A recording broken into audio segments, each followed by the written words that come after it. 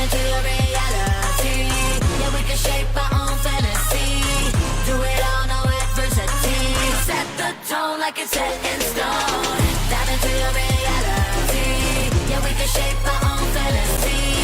Do it all, no adversity. Set the tone like it's set in stone. Set in stone. Bang, bang, we win. Set in stone. Bang, bang, we win. Coming in, don't hit pause. Owning it like the boss. We taking care of the job like we the best. Going in for the chase, about to go celebrate. We can take home first place like first and 10. Out in this world we can explore anything we want to the core. So come on, we'll play this game. Show all your skills, bang, bang. Let's raise the bar, ready to stop, we'll never stop. Together we're off the chart. No doubt we will get that, get that. Roll out, never sit back, sit back. Raise the bar, ready to stop, we'll never stop. Together we're off the chart. Yeah, I bet you will show more your skills. Dive into your reality. Yeah, we can shape our own fantasy. Do it all, no adversity. Set the tone like it's set in stone. Dive into your reality. Yeah, we can shape our own fantasy. Do it all, no adversity. Set the tone like it's set in stone. Set in stone. Bang, bang, we win. Set in stone. Bang, bang, we win. No matter what, we will weather any storm when we're together. We can always aim for more. Yeah, this that bang bang we're up for it.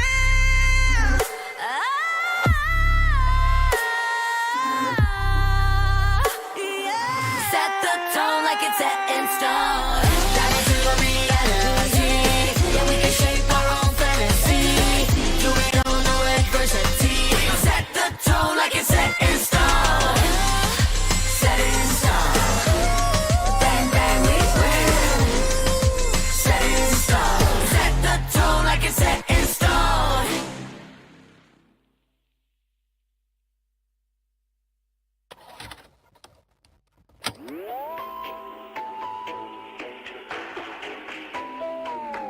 Free fire, yeah. Could've never faced this alone. Keep my head up and breathing low. Put my heart with the ones I know, yeah. Cause I got the bass turned up loud, and the best that I know around. Fire that we can't live without, yeah. I can't lie, I'm burning white, but my own mind needs you inside. I feel this time it's on tonight, but wishing I'm not seeing light. And if I'm right, I've seen the signs. Seems like there's no more lonely nights, no. Then I guess I know that I'm feeling the fire. I can see nothing in our way when we're catching on fire. When we're both here taking the day, are you ready for fire? Cause it seems we're on the same flame, and I feel this heat in the space. Then oh, I guess I know that I'm feeling the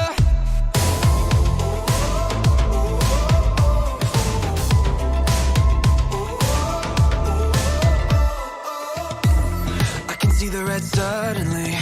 Barely time to count up to 3. Look around at my company, yeah. The sky opens up for lightning. Time crawls up close, it's tightening. My brothers do the right thing, tapping on the floor.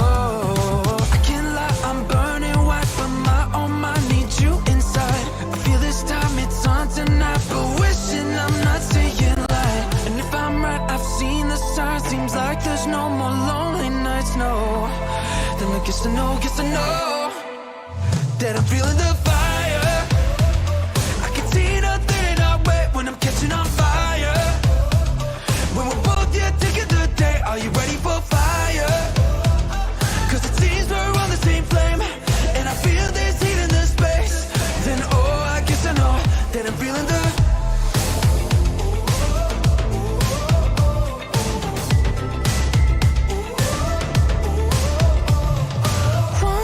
clouds break apart. Are we going back to the start? Going back to the start, yeah. But I'm feeling the fire all up in my heart. Don't you think that we're ready for another part? Cause I know that we're really too far from the start. Cause I know that we're really too far from the start. But I'm feeling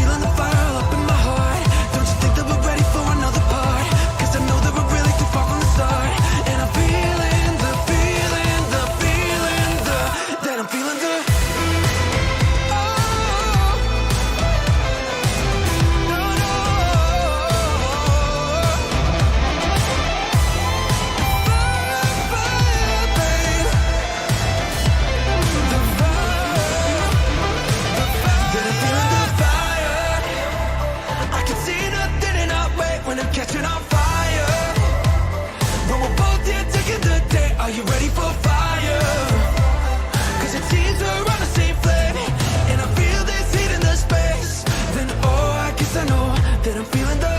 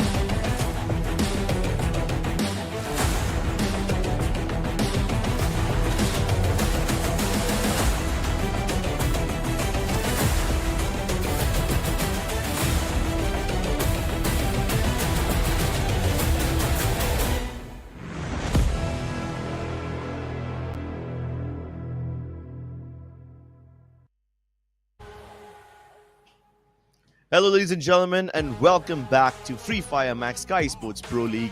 This is going to be an amazing tournament where we witness several creators battle it out in a very unique format in a never-before-seen absolute showdown for Free Fire Max. And I'm going to be your host and caster, Crips. Along with me is Arka. Arka, how are you feeling about this wonderful day 2 of the tournament?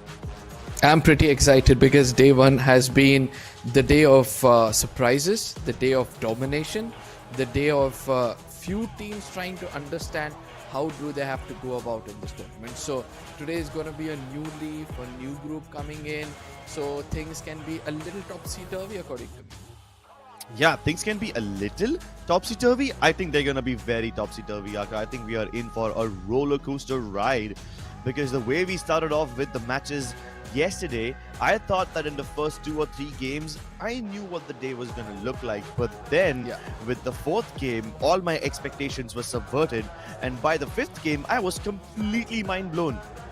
To top it off, the last map was going to be a whole new randomized map. So that threw in even more surprises than I was prepared for. Absolutely, even I was surprised because, if it was one team dominating throughout and making sure that they have the maximum number of booyahs, like Assassin Army had 2 at the end of the day, and I was expecting them to be on the top of the table, and out of nowhere you have teams like TSG. They're like, you know what, let's forget about the position points, let's just think about the eliminations. 81 elimination points is what they had yesterday, and that speaks for itself. With a total of 127 points, TSG Army hoping to see them continue in case they're playing today. Yeah, I was surprised that a couple of teams were able to cross the 80-90 points mark, but then TSG came in 127. They were treating this as if it was a joke, as if this was way too easy for them. And I hope they are able to keep this up. But let's take a look at the format of the tournament so that we know exactly what is in store for us. Right now, you guys are watching day 2. We are currently in the knockout stage. And here, 18 teams will be divided into several groups, 3 groups to be exact, and these 3 groups will keep fighting each other. The top 12 teams will advance to the point rush stage. Here, the stakes are not as high, you won't get knocked out, but you will get advanced points. And based on the advanced points, you will have a massive advantage in the grand final, Arka, where you will be fighting for glory. 12 teams will compete on one final day, and some of these teams will get a head start on the grand final day. Oh yes, and the prize pool, the big number. I am waiting to see who's going to snatch away the biggest chunk of 5 lakh rupees. The champions themselves are going to get that. And again, the best part of this tournament, which I always love to see when it comes to Free Fire Max, is that nobody is going empty-handed. All you have to do is make sure you're in the top 12, somehow head into the finals, and then not only experience, but also 40,000 rupees is what the team can take away. Including that, there's going to be other individual awards as well, like MVP and the Predator. MVP himself is going to get 20,000 and the Predator is going to take away 10,000 rupees. Exactly. The MVP will be determined based on the points that you're able to get in every game. And of course, the Predator will be determined by the person who has the highest number of eliminations. But obviously, this money will be awarded basis points. So let's take a look at the point system as well. If you manage to get a booyah, you will get 12 placement points. If you finish in 2nd place, you will get 9. Similarly, if you finish 3rd, you will get 8 placement points. And this keeps on reducing all the way up until the 10th spot. If you finish either 11th or 12th, or if you're the first 2 teams to go out, then you will get absolutely nothing.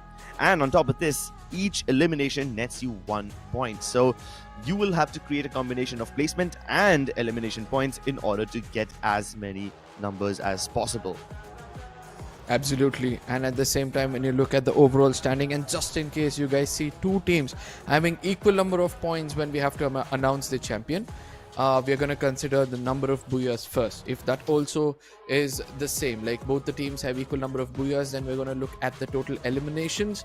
And coincidentally, if that also remains the same, then we're going to look at survival rank. And I don't think so the survival rank is going to be the same for either of these teams. And with that, we'll be able to get ourselves the champions of this tournament.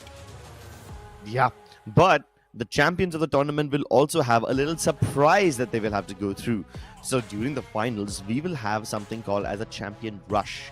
Whichever team reaches 80 points will activate the champion rush condition.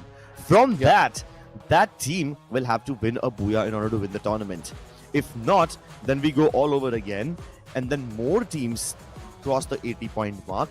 And as and when more teams join the Champion Rush condition, any of those teams who have that Champion Rush condition active can win the tournament if they just get one Booyah. So there could very well be a chance where teams who have like 3 or 4 Champion Rush conditions activated, any one of them can steal the tournament away. And to make things even more interesting, every player can use only one active skill. No players are allowed to repeat their active skills. So that means all 4 players of the team need to have unique active skills. And this will make the tournament extremely interesting because we will see a very diverse playstyle from everybody. Yeah, it's all about the permutation and the combination they'll have to get in. But this is what the storyline looked like yesterday. Assassin got themselves 2 Booyahs, and though they were back to back as well. And today, since they are playing, we'll have to wait and watch whether they'll be able to do it again. And since they are the first people to write history, let's see which amongst them are ready to rewrite history by getting better Booyahs than them in moments to come. Yeah, and the player to watch out for from this team has to be Prince. He was the MVP in Alpine, where he was basically providing cover fire for his team from afar, getting plenty of eliminations from a distance, and then he also clutched out an amazing game in Kalahari to get his team the second Booyah. Also, another team that you will have to keep your eyes on, or rather, keep the players that you need to keep your eyes on, will be Aim God from Assassin Army, Siddharth Legend, Krish, all of them are firing on all cylinders, and TSG Army, these guys currently have the highest possible points, 127. They were completely dominating them, not just that, they were completely dominating the entire lobby on the first day. And now I hope that Team Elite can also stand in their way, hopefully give them a run for their money. Look at the day 1 standings out here. TSG Army all on the top with 81 eliminations with just 1 Booyah shows that it was all about aggression. 127 points in total for them. Team Assassin Army are right behind them with a good balance between the position points as well as the elimination points with a total of 84 points. Then trying to replicate some similar game style, we have Team Pian Rose, HTG, Team Vasio. Because all these teams almost have the same amount of points between the 75 marker, and then we have a close calls coming in. Bin Zidane Gaming 60 points, and the rest of them will follow. Yeah, and to make things even more interesting, all these teams will have to play 6 matches today and tomorrow as well. The first 5 maps, obviously you can guess what they will be, but the last map of the day will be randomized. We'll start off with Bermuda, next we go to Purgatory, then Alpine, Kalahari, and then we have one of the newer maps in the game, Nextera. All 5 maps will be played, and the last map of the day will actually be randomized. So this means one of these maps will be repeated. I'm just waiting to see which is that map gonna be, because yesterday Alpine in the final game gave us a new team altogether who was able to snatch away the boot, and that team was also capable of registering themselves into the top 5. So it's just another opportunity which is given to those teams who are not having such a great day, and that makes this tournament a little more interesting. Speaking about interesting stuff, we're gonna have Group C coming in, but before that we'll be looking at Group B. One of the dominators of yesterday, Assassin Army, are going to be present in this group. We have Boss Army, we have Bin Zidane Gaming, we have Desi Gamers who are at the bottom of the table but can make a comeback at any given point of time. Jaunty Gaming and Team Vasio as well. And new teams will be joining them today, Group C. All of these teams had the chance to take a look at the matches yesterday, so they might have an advantage. They saw Assassin Army, Boss Army, Bin Zed, Desi Army, Jaunty Gaming, and Team Vasio play yesterday. You also saw how Jaunty Gaming were really dominating with the utilities, but Team Vasio had the overall better placement points. So quite a lot of permutation and combination that can happen in this lobby will be up for grabs today as well. Even Assassin Army had amazing performances yesterday with the clutches. And these will be the teams that will be joining us today for the first time. Badge 99, Black Flag Army, Desi RNX, PVS Gaming, Shadow Shooter, and Team Elite. These teams will be playing their first matches today, whereas the teams of Group B have already played a few matches yesterday, which means they will not be playing tomorrow. Group B will have played all their matches, and Group B will have only the matches today to get as many points as possible, hopefully pad their stats enough to keep them afloat even tomorrow when groups A and C will face each other. Now, there are several big names, right? I saw Ginotra, I saw Abe, I saw Team Elite had got 2-3 big names as well. So with the kind of lineups you've witnessed on the screen, Cribs, I would like to put you in the situation where you'll have to answer me. Which among these teams did you see a lineup which reminded you about the past, and also which of these teams do you think will have a better chance to get the maximum amount of booyahs? I do believe that Team Elite is the team that everyone needs to keep their eyes on. We have some classic old names which have competed even on the world stages at some point. You have Pahadi, you have Old Monk, you also have Mr. Jai. All of these guys that absolutely cracked, absolutely insane.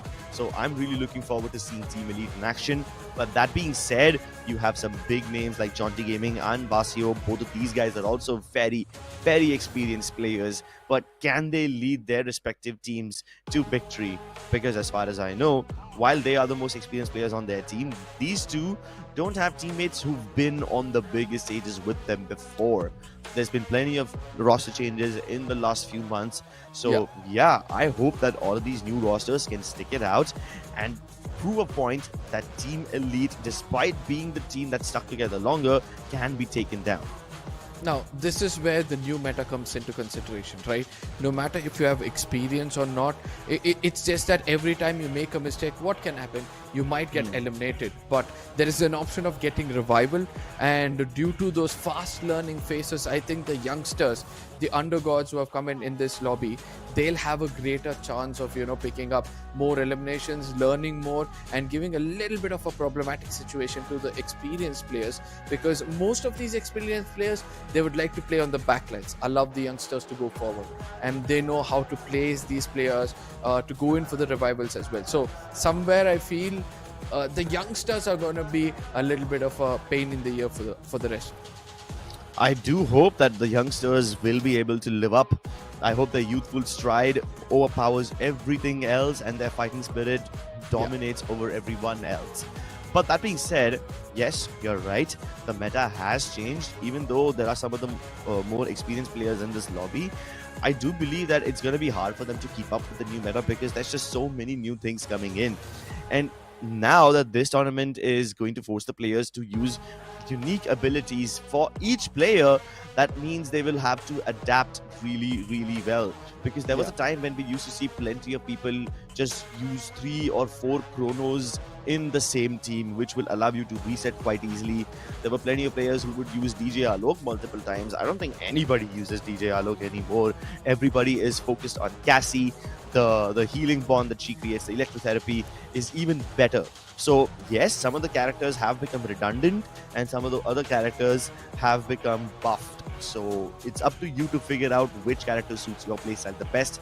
But it's not just about your playstyle that you have to consider. Exactly. You need to keep in mind that the entire lobby will also be adapting because of this forced implementation of the unique abilities. So you will really have to be on your toes. It's going to get very technical.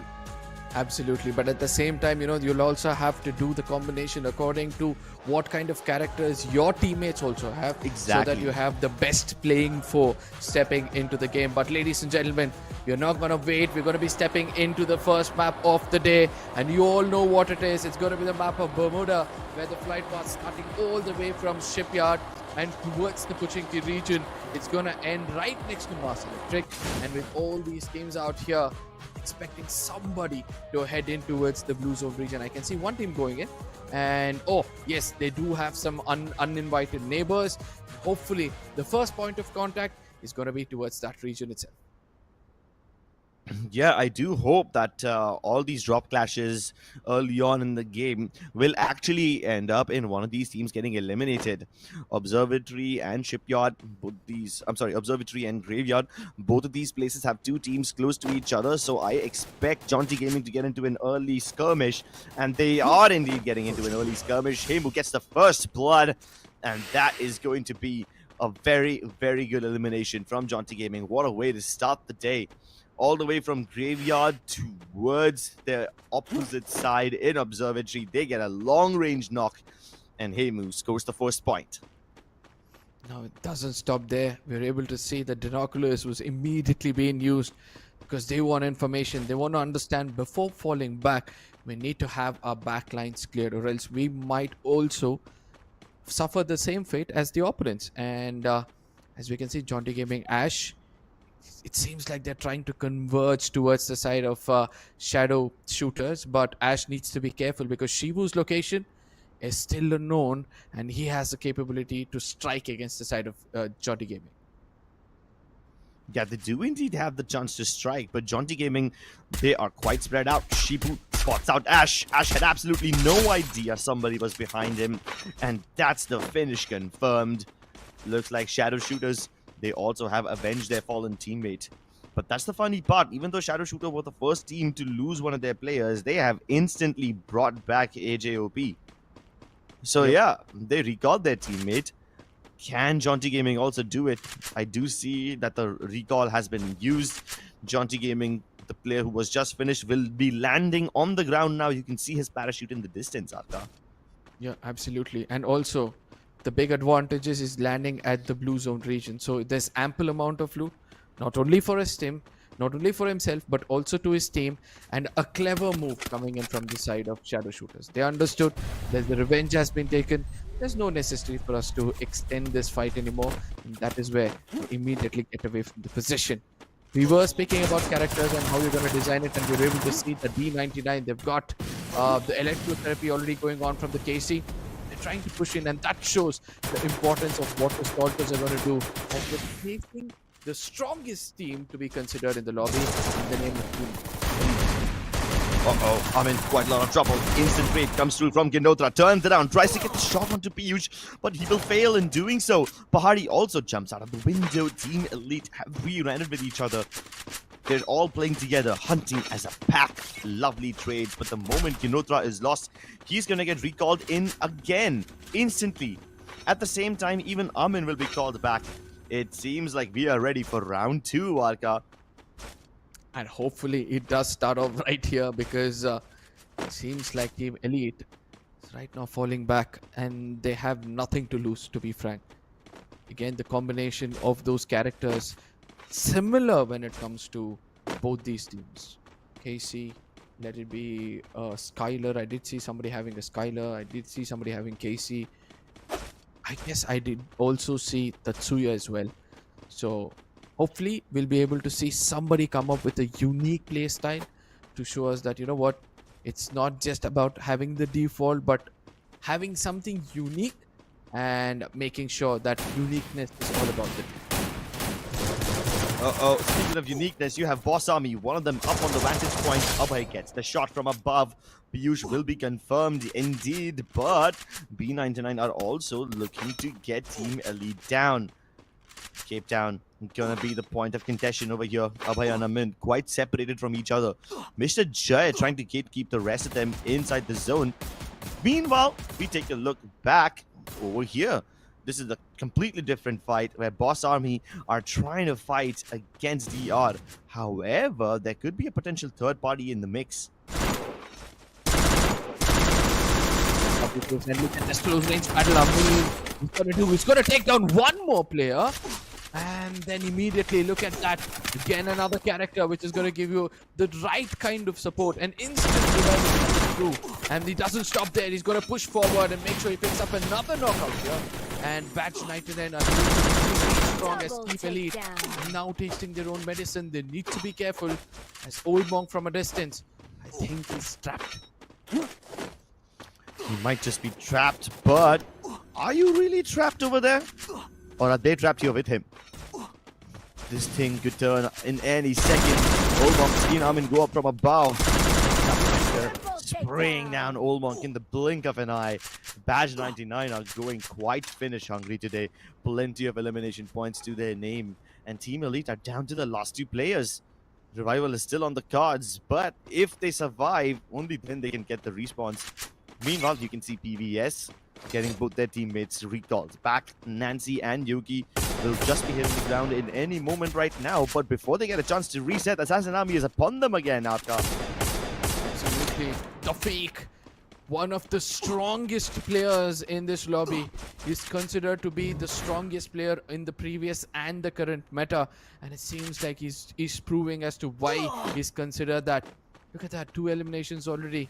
And Honey, the way this man is rushing against the opponents, and it seems like previous gaming, they'll have to lose a player or two over here. Duffy comes forward with that shotgun, no shots whatsoever, and no problem whatsoever for him to land one into the skulls of the opponents. He'll be getting that knock easily, and also converting that to an elimination is no problem at all. Absolutely no problem for Assassin Army as they take the area of Pochinok for themselves. Meanwhile, Vasio, his team is up here facing SS. Shadow Shooters once again will be facing the wrath of a very experienced team. Nade's been thrown in from above as they pepper Pankaj and Shibu just a tiny bit, just a little tickle. But these teams still need an opening. This will turn out to be a 3v4 battle because all the members of Shadow Shooter are not together with each other. You can only see 3 present. Potentially the 4th one is close by, but Anshu sneaks up towards Pankaj, gets the shot onto him before the blue wall can be deployed. Kaushik will be traded out instantly, but Anshu once again blows over the blue wall, connects the shot, and just like that, ladies and gentlemen, Shadow Shooters have lost almost all of their players. That is a very, very good squad vibe. Vasio Esports showing you who's boss. Oh my goodness, Anshu, what a way to deploy those glue walls at the right time, and also using that character Tatsuya and immediately changing that position. They weren't expecting him to come and backstab like that. Vasio came in from the front. It was like an out of syllabus question. They panicked, and all they had to do, Vasio had to do, was put the final nail in the coffin. And Shadow Shooters, a team which I really thought would be a little bit of a maniac in the lobby, a nuisance in the lobby, seems to have headed back way too early. Yeah, you thought they would be the maniacs of the lobby, but right now they are back through the lobby. Not in this game anymore. Yep. Harsh just about gets to safety. But we've got good trades. Look at Shanku providing cover fire. He actually manages to secure a knock. Unfortunately, knocks don't really mean much since revivals are super easy in the current meta. These teams will use the binoculars to confirm whether or not they're the only ones in the region, and they will find out that they are indeed not the only ones in the region. Boss Army and Binzair are currently also in the vicinity. Look at how the circle is panning out, Crips. And I think it's going to be an interesting affair, just in case the circle moves a little bit away from this urban region. Because then it becomes such a problematic situation for teams who do not have that hard cover. And all they'll have to do is try to rely on their glue wall and the character abilities. And amongst all these things, there are going to be some snipers who will be trying to pamper them, to the fullest ability. It's just going to be a nightmare if you don't have a compound for yourself. Exactly. Like, even if you have Skylar equipped, I don't think your glue walls will be that much more secure. Especially with the amount of glue wall melters we saw in the games yesterday. Exactly. It will be very difficult for you to survive in the open with just those glue walls. Plus, I see plenty of people using Moko, so even if you manage to secure yourself behind the glue wall, if the enemy is using Moko, they can still spam you if they connect the first shot, if they tag you. So yeah, hard compounds absolutely necessary right now, and that's what every team is vying for. But Jaunty Gaming, they don't really seem to care about the hard compounds. They want those hard knocks, they want those finishes, and they're going in for the absolute hardcore committed fight. Black Flag Army. They can see Jaunty Gaming across the plains over here. They see them on the other house. Anticipating their excitement, anticipating all their entries. Jaunty Gaming spread out, hoping to get a pick, but they haven't really found anything yet. Fortune favors the brave. We'll be able to see one of these teams, being a little bit braver than what they are right now. Look at them not taking too much risk, but still holding on to the position. And immediately what happens from the other side is the usage of the frame thrower, or the grenade launcher, which we speak about. The frame thrower grenade launcher. That's what Crips calls it, and I really love the name. FGL24, and look at how they're going to lurk out enemies. Hemu is going to be pestered with it, and now all he has to do is try to move away from it. But the region in the center, that has also been well maintained. And look at that, another glue wall melter comes in, and immediately we can see Shanky's cover is completely compromised. Another glue wall is almost on the verge of getting cleared off, and immediately Throwbills comes into picture. Jaunty Gaming, they're going to be rushed at a UAV also to give away their location, but Jaunty Gaming, they know exactly what they're doing. They retaliate to perfection, but level up the last man standing. Can he do something over here as he's got this close range battle going on? He needs to revive all his teammates even before anybody comes in closer. And he doesn't even have Diva, so these revivals will be quite lengthy. Ash up on his feet. They use the Cassie's ability to get Ash healed back up. But in the confusion, look who else has joined the party. There's a third party situation over here. Desi Army has entered the fight. Ahmed Bhai down on his knees will be picked up back by Spotty. But now Jaunty Gaming are trying to shoot them before they can get in the zone. 2 knocks secured. It's all up to Romeo. And Romeo also will be bleeding out. Just like that, Desi Army will also lose many of their players. They came into third party, but they ended up donating so many back to Jaunty Gaming. Boss Army wants a piece of the pie. They have the better position in the zone, and now they're taking pot shots at Jaunty. They're gonna ruin their game. And look who gets eliminated. Assassin Army, a team which we thought might continue their spree of getting back-to-back booyahs, and now outside of the lobby. Even Bash 99 is out. Exactly. And, the big names are kind of shattering. And the newer teams who have come into the lobby, it seems like they are getting a hold. Obviously, they would have watched yesterday's games and they would have understood that these are the strategy. And the counter strategy seems to be going in their favor. But, Yeah. Vasio now trying to make it inside the circle. And look at how chaotic things are turning out to be over here. Yeah, Have this your is high off the top. grounds, that is okay. And if somebody detects you over here, continuous barrage of grenades is just gonna make things bad for you. Uh-oh, but Anshu takes the shot from the back. They are getting shot from every single direction. Taking this high ground might just have been detrimental. And they can't even get the glue walls back up. The glue wall melter is just making things so difficult for them. At least Black Flag Army has been eliminated, so they need to worry about one less team. But they're still getting shot by Jaunty Gaming. They're still getting shot by Bin Zed. Even Desi RNX is trying to take shots at them. Vasio Esports is in a lot of trouble right now. But the ones closest to them are Jaunty Gaming. Both these teams have quite a lot of history. Jaunty himself takes a chonky nade. Does go down, but he goes down to Boss Army actually. Not really been finished off yet. So this finish can still be stolen away by Vasio Esports if they manage to stay alive. But take a look at the zone. It's going to push all 3 of these teams inside. It's a rush to the finish. It's a rush inside the zone. And they just barely make it across. Level up also down on his knees. Predator will get a lovely shot on him. Finish secured as well. Vasio Esports, they're losing quite a lot of utility, but they're staying alive on top of this hangar. They hang on to this vantage point, Arka. Absolutely. And the most important point is that they were getting that pocket market every single time. And if they've got 1,000 tokens, they can still revive another teammate. A crucial person for the team.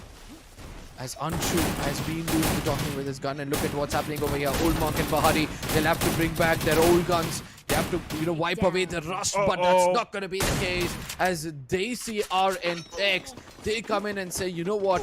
This game is new and we are the new rulers. They are the new rulers. They wear the crown. Currently threatened by the zone. They rush inside the zone. Team Elite also down. But look at Jaunty Gaming. They're clashing up against Boss Army right now. They try to get inside the hangar. Ash and Hemu landing some amazing shots, but both the entrances of the hangar are being shot at. Ash secures himself for the time being, tries to connect shots onto Boss Army himself, but he makes it across. Now covered by the truck. He's gonna be safe. But Jaunty Gaming, they might just get trapped in the hangar over here. We have Vasio above them. But take a look at this. DCRNX and Binzaid, both of them clashing against each other outside the zone. Both of them will end up getting eliminated. Mutually assured destruction as we down to the last 4 teams. This could be anyone's booyah. Oh, PVS Gaming, who was silent, the slithering snakes of this lobby, they did not involve themselves into any kind of fights until now. They'll have the highest number of utilities since none were deployed. But they need to place themselves properly. Jaunty, As you rightly said, they're trapped inside that hangar, and that becomes a bit of a problem for the side of Vasio, because now they have a divided attention. Now, either they have to concentrate on PBS or Jaunty Gaming. And if they delay this fight a lot, they become the patty in the sandwich as well. And let's not forget, another lurking python amongst them all is going to be Boss Army's solo player. And look at the way he's hiding inside those containers. Oh, freeze deployed towards Ash. But Vasio also get frozen themselves. Plenty of utilities being thrown. Ash needs to get out of there, but he's still tanking the freeze damage. Meanwhile, PBS, they find the last Python. Boss Army down and out, and we are now facing the last 3 teams. Gun also being used. This Arca, Vasio Gaming have locked themselves inside this container. Now that could have been a great advantage for the side of PVS, but it is an advantage if you ask me for the side of Jaunty Gaming, because look at how they place themselves, because Vasio trapped themselves inside of this container. Now they can use the topography, they can calculate which could be the center of the circle, try to land themselves over there. Whereas Vasio on the other side, we know how much of an experience this solo IGL carries.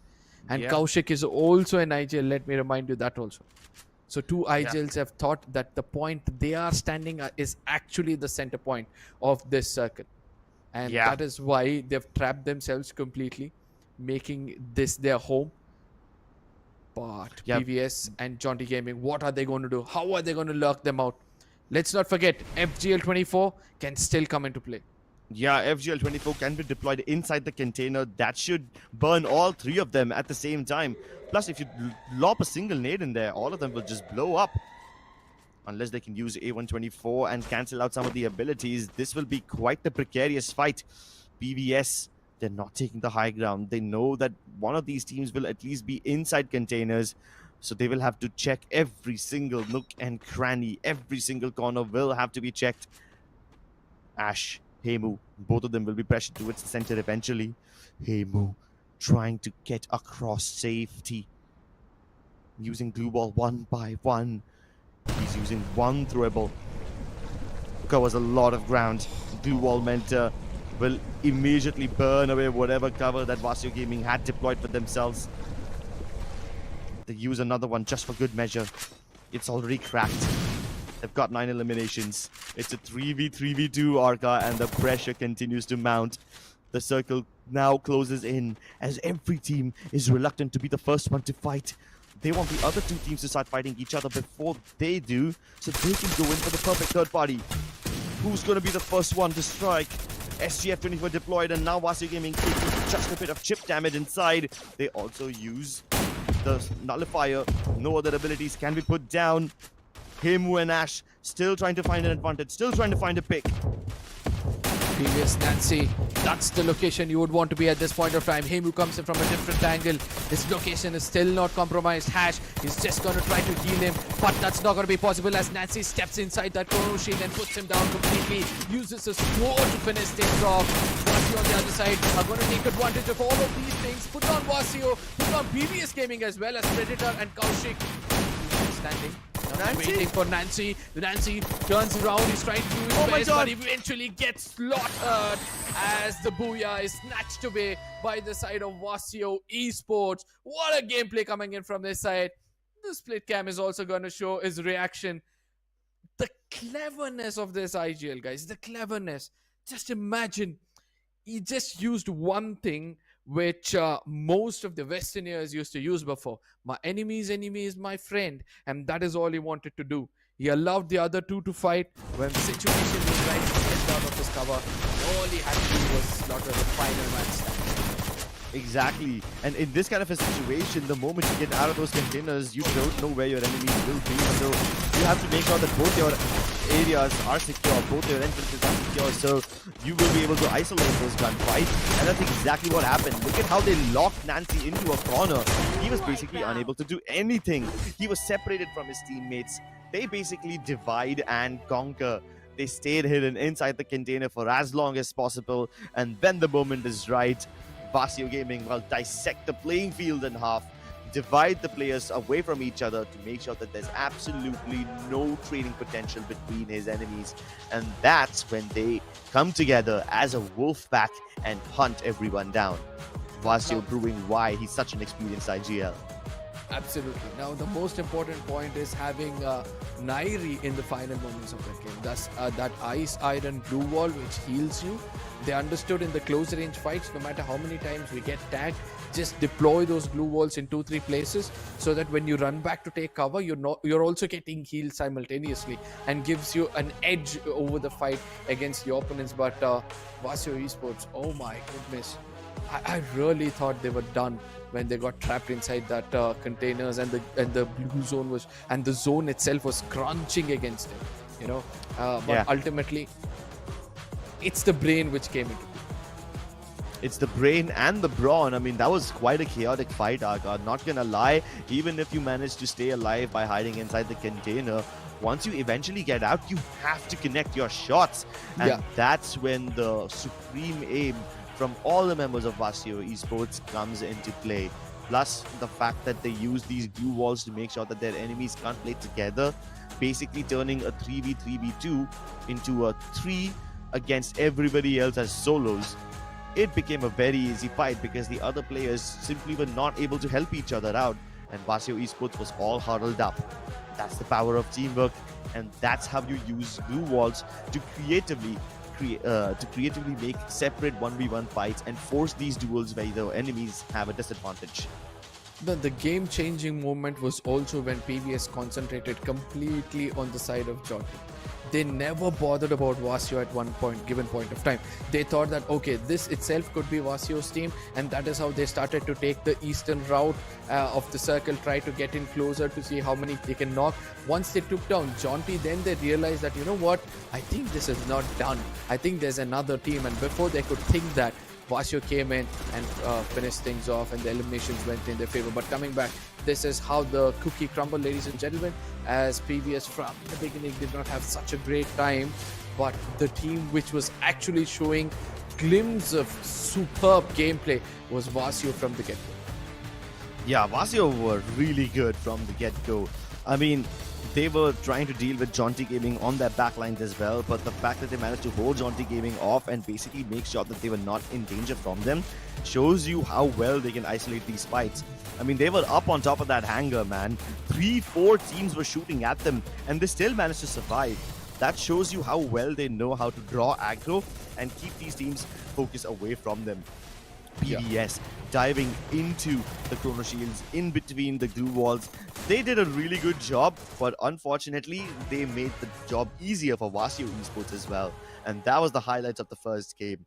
The first game alone was just super good, and if Bermuda, the oldest map of this game, is this entertaining, I can't even believe what we have in store for us when we go around to Purgatory and Alpine. And I couldn't have said that better, but you know, there was a moment where I saw PVS went in for a melee finish, thinking that, you know what, I think we have eliminated everybody over here.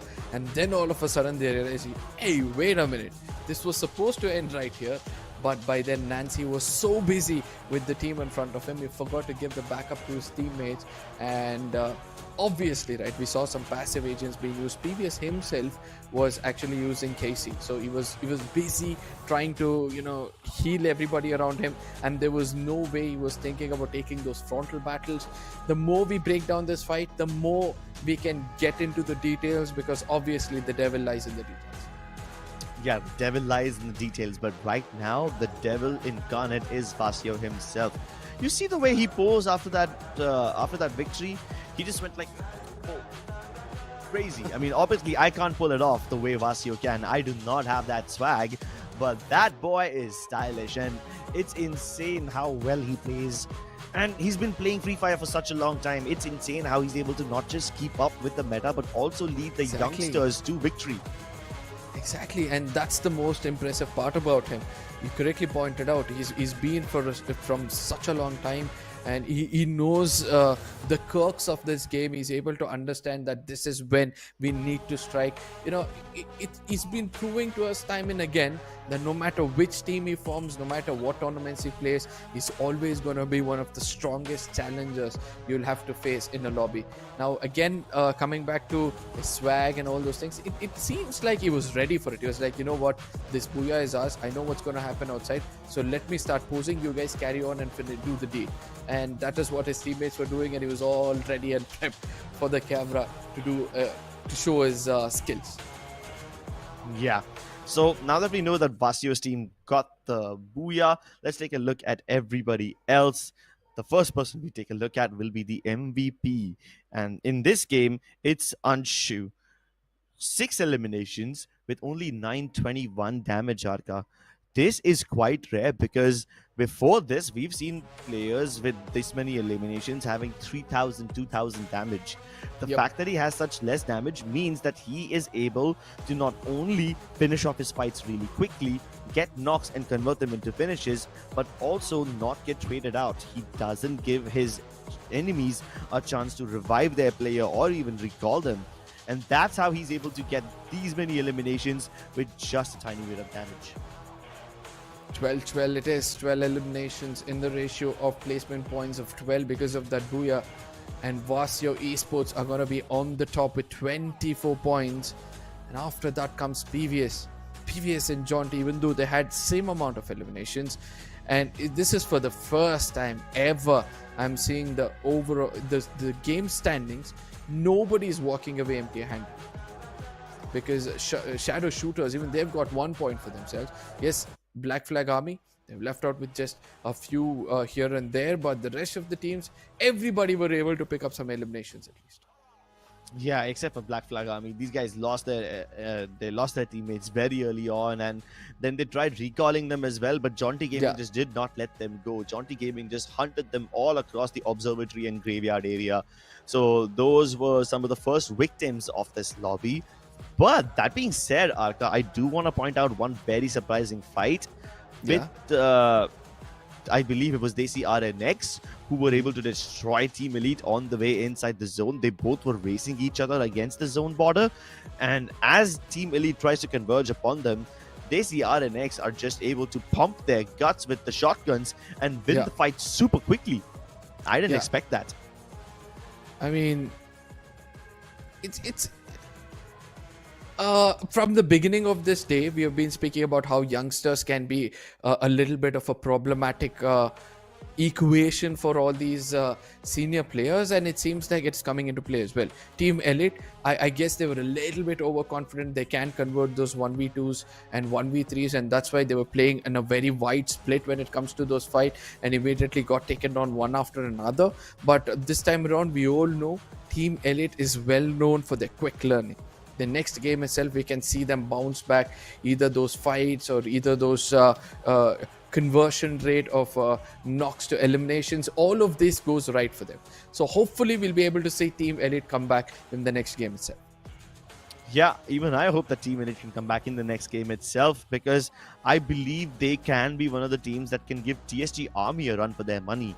And now that TSG Army, the teams who were the best ones yesterday, now that they are no longer playing in this group, I think everybody else needs to capitalize on the advantage of this fact.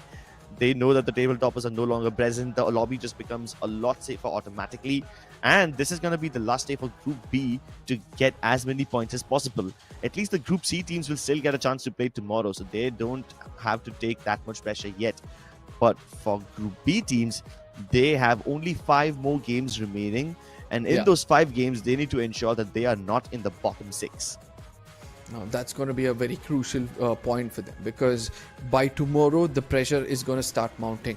Forget about tomorrow. By the end of today, everybody will understand how many points they'll have to fight for in the final day itself. And since this is the first ever championship which is put in front of them in the name of Free Fire Max, they need to be there in the grand finals for 2 good reasons. One is going to be the point rush, and the other one is going to be that 80-point buffer which has been set up over here. Everybody wants to experience how it feels to undergo that pressure, to attain that Booyah even after doing so much in a lobby.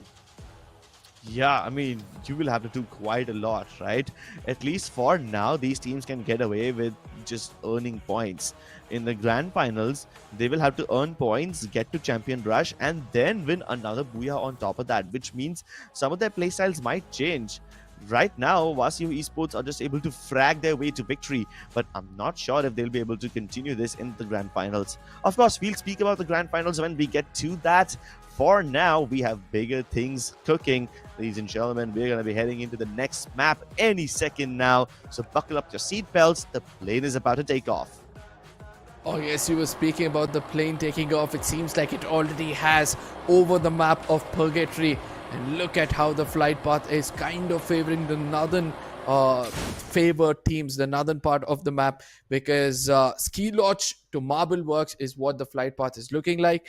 And I don't think so few teams are going to have issues jumping towards the lumber mill region, the fire brigade, and the Seltron region as well, because they can glide their way. Glide their way towards safety.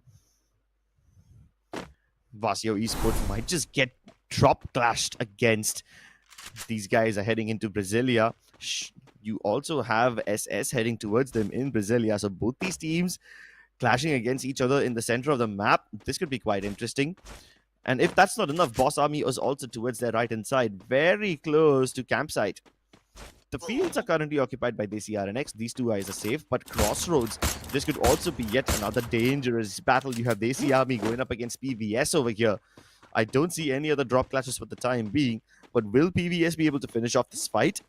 Since they are in Crossroads, I do believe that nobody from them will be third party, but PVS Gaming, he himself is getting rushed. The double vector, it's not enough. Not against two whole people from Desi Army. As they draw first blood, Warrior gets the first elimination of the game.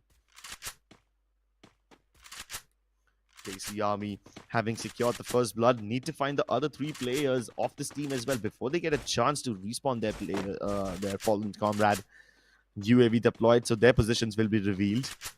PBS gathering up on top of the hill. Desi Army need to find a way to intercept them. Amit Bhai, does he realize that there's players behind him? No, he doesn't, but Romeo does. Romeo provides him cover fire from all the way back there, and Yogi is out. PVS Gaming falling like flies. They don't even have enough coins to bring their fallen teammate back. Eco and Nancy will have to find a way to escape from this spot. Oop, looks like Eco just about got enough credits, enough points to recall their teammates. So he's going to head towards the tower. He's going to head towards the vending machine. And Yogi has been brought back. Romeo, using the Wukong ability to cross the open field, will be able to set up a flank angle onto PVS, but this is still a 2v3 fight. Can he get the long-range knocks? The M60, not exactly the best weapon for that, but he's brought enough distraction to let Warrior close in the distance. Now Warrior will have to find a way to get the advantage. He is kind of away from his team, so he needs to make sure that he doesn't peek from an angle where he cannot be traded from. He spotted Eco. Where are the others? UAV has been deployed, so yeah, Warrior's position has been revealed, and his teammates now know that Amit Bhai was far away, so Amit Bhai will be taken down at the distance, and Eco responds once again. Even Romeo's been brought down on his knees. Oh my lord, PVS Gaming are actually fighting back. It's back down to the PvP now. Nancy tries to go for the blue fire, but that shotgun doesn't connect. He just keeps it alive by deploying a triple blue wall, and as he returns, Warrior will be brought down. Nancy survives by the skin of his teeth, and we are back at a 2v2. I'm sorry, it's a 3v3. PVS Gaming are chasing down Smarty. Nancy brings PVS back, but the moment I say that, Romeo goes down again. These trades just do not seem to end at all, Arka. I mean, it's inside the blue zone, right? Everybody knows it's crazy amount of loot which is present over here, and for which they'll have to evade the opponents so that they can have a huge feast before entering inside of the circle. As on the other side, Team Elite, they're trying to make things interesting over here. And look at how PVS are pushing DR away from this location. Not only pushing them away, but also trying to push them into some other team's territory so that they can get sandwiched, and some of these eliminations can also go in their favor. PBS Gaming, all 4 players back up, 4 eliminations secured as well. But they are able to also get the squad wipe. They do not let Desi Army escape. So now PBS Gaming have the entire Northwestern Corridor in their control. More coins secured so they can have plenty of credits available for the next few zones as well in case they lose their players. But elsewhere, you've got Assassin Army. They did not really have that great of a game last time. And this time as well, they have lost Dafiq. Can they bring him back? I'm sure they'll be able to get all the coins they require to bring back their fallen comrade. But close to them is Jaunty Gaming. Or rather, one player from Jaunty Gaming.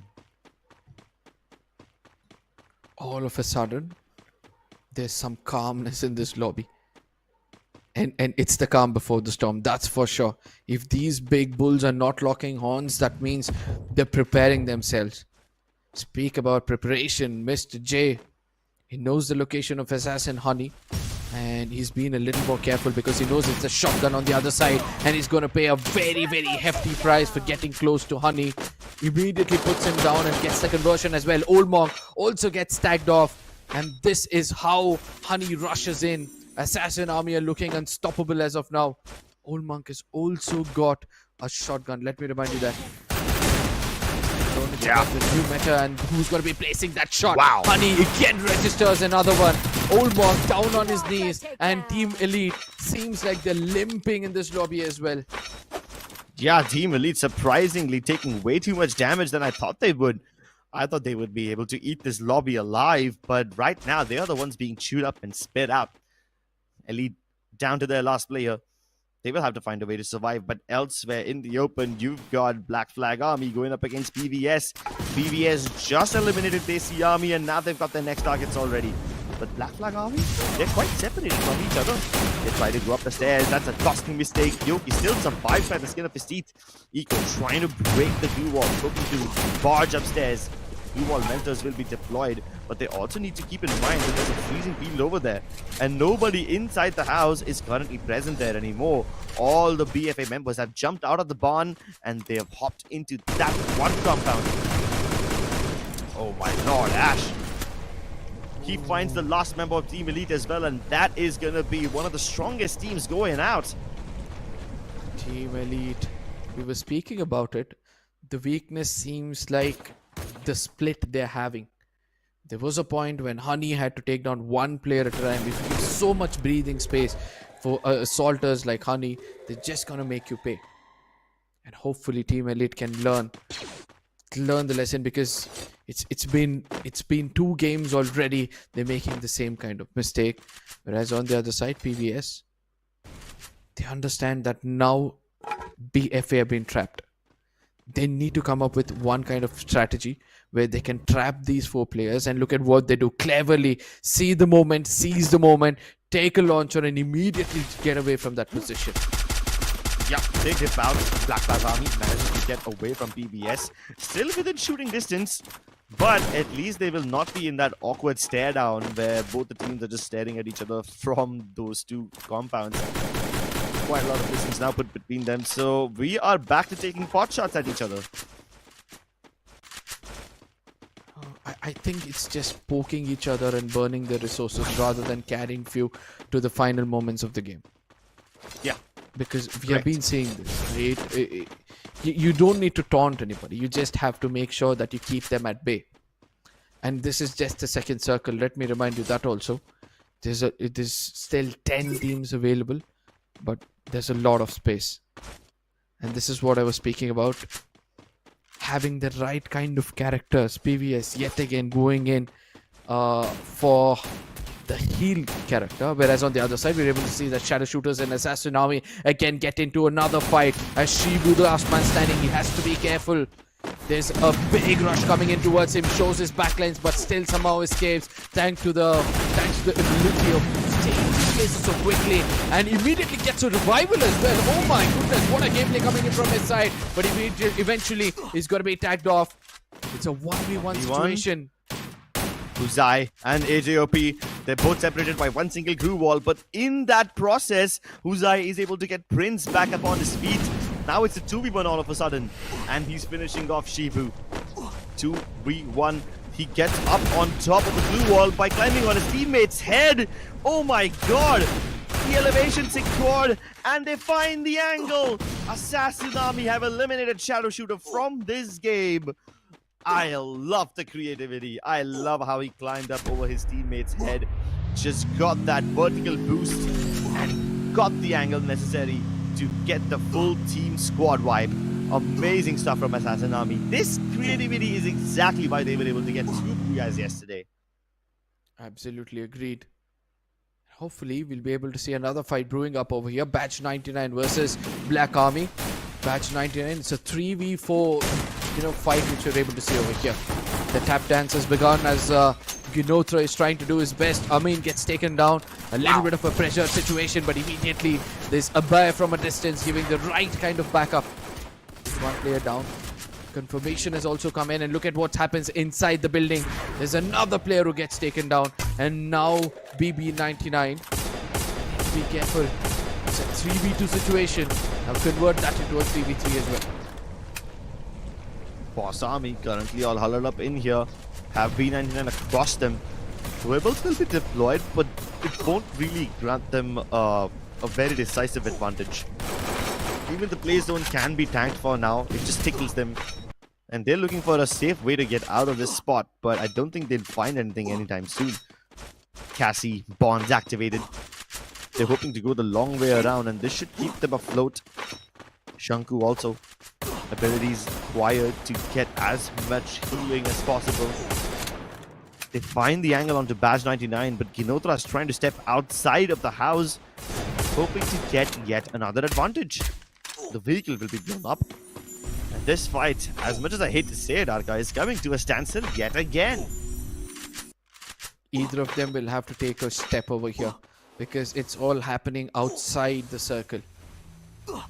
And it's candle burning on both the sides. You'll have to come up to one decision. Either fall back, use a mini launchers in one way or the other, try to make it inside the circle. And that's what Batch 99 has done.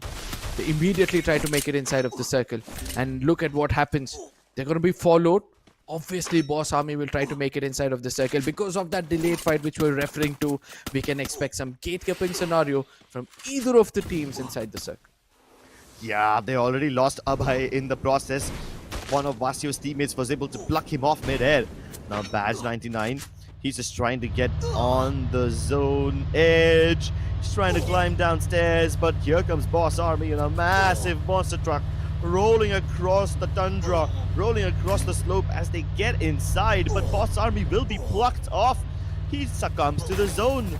Ginotra pushes his own teammate into the zone, but that will end up eliminating him, and it's just him now. Ginotra has to stay alive for as long as possible, but he's got players of Assassin Army behind him and in front of him. At the same time, even Boss Army, they will be in quite a lot of hot water. And then across the water, you've got Vasio Esports and PVS Gaming going up against each other with Desi RNX on the horizon. PVS trying to shoot uphill. BFA, okay, never mind, he just missed that SPG, but he can't get his teammate to back up to safety. Two of these are burning him down, and they tank the damage to get PVS Gaming himself back upon his feet. This is turning out to be one hell of a fight. BFA, now they'll have to make it inside the circle, and Vasio are just gonna stay quiet. They're not gonna come out in the open, yet again playing mind games. One side, it's going to be DR who are trying to use the ability of a Riptide and remove the glue walls. Whereas on the other side, it's the side of PVS also. They also want a piece of the spy. Everyone want to pick up as many eliminations as possible. Avara, even though it gets knocked out, it's going to be DR who's going to steal away that elimination. And this is going to frustrate the side of PVS as well. Oh my goodness.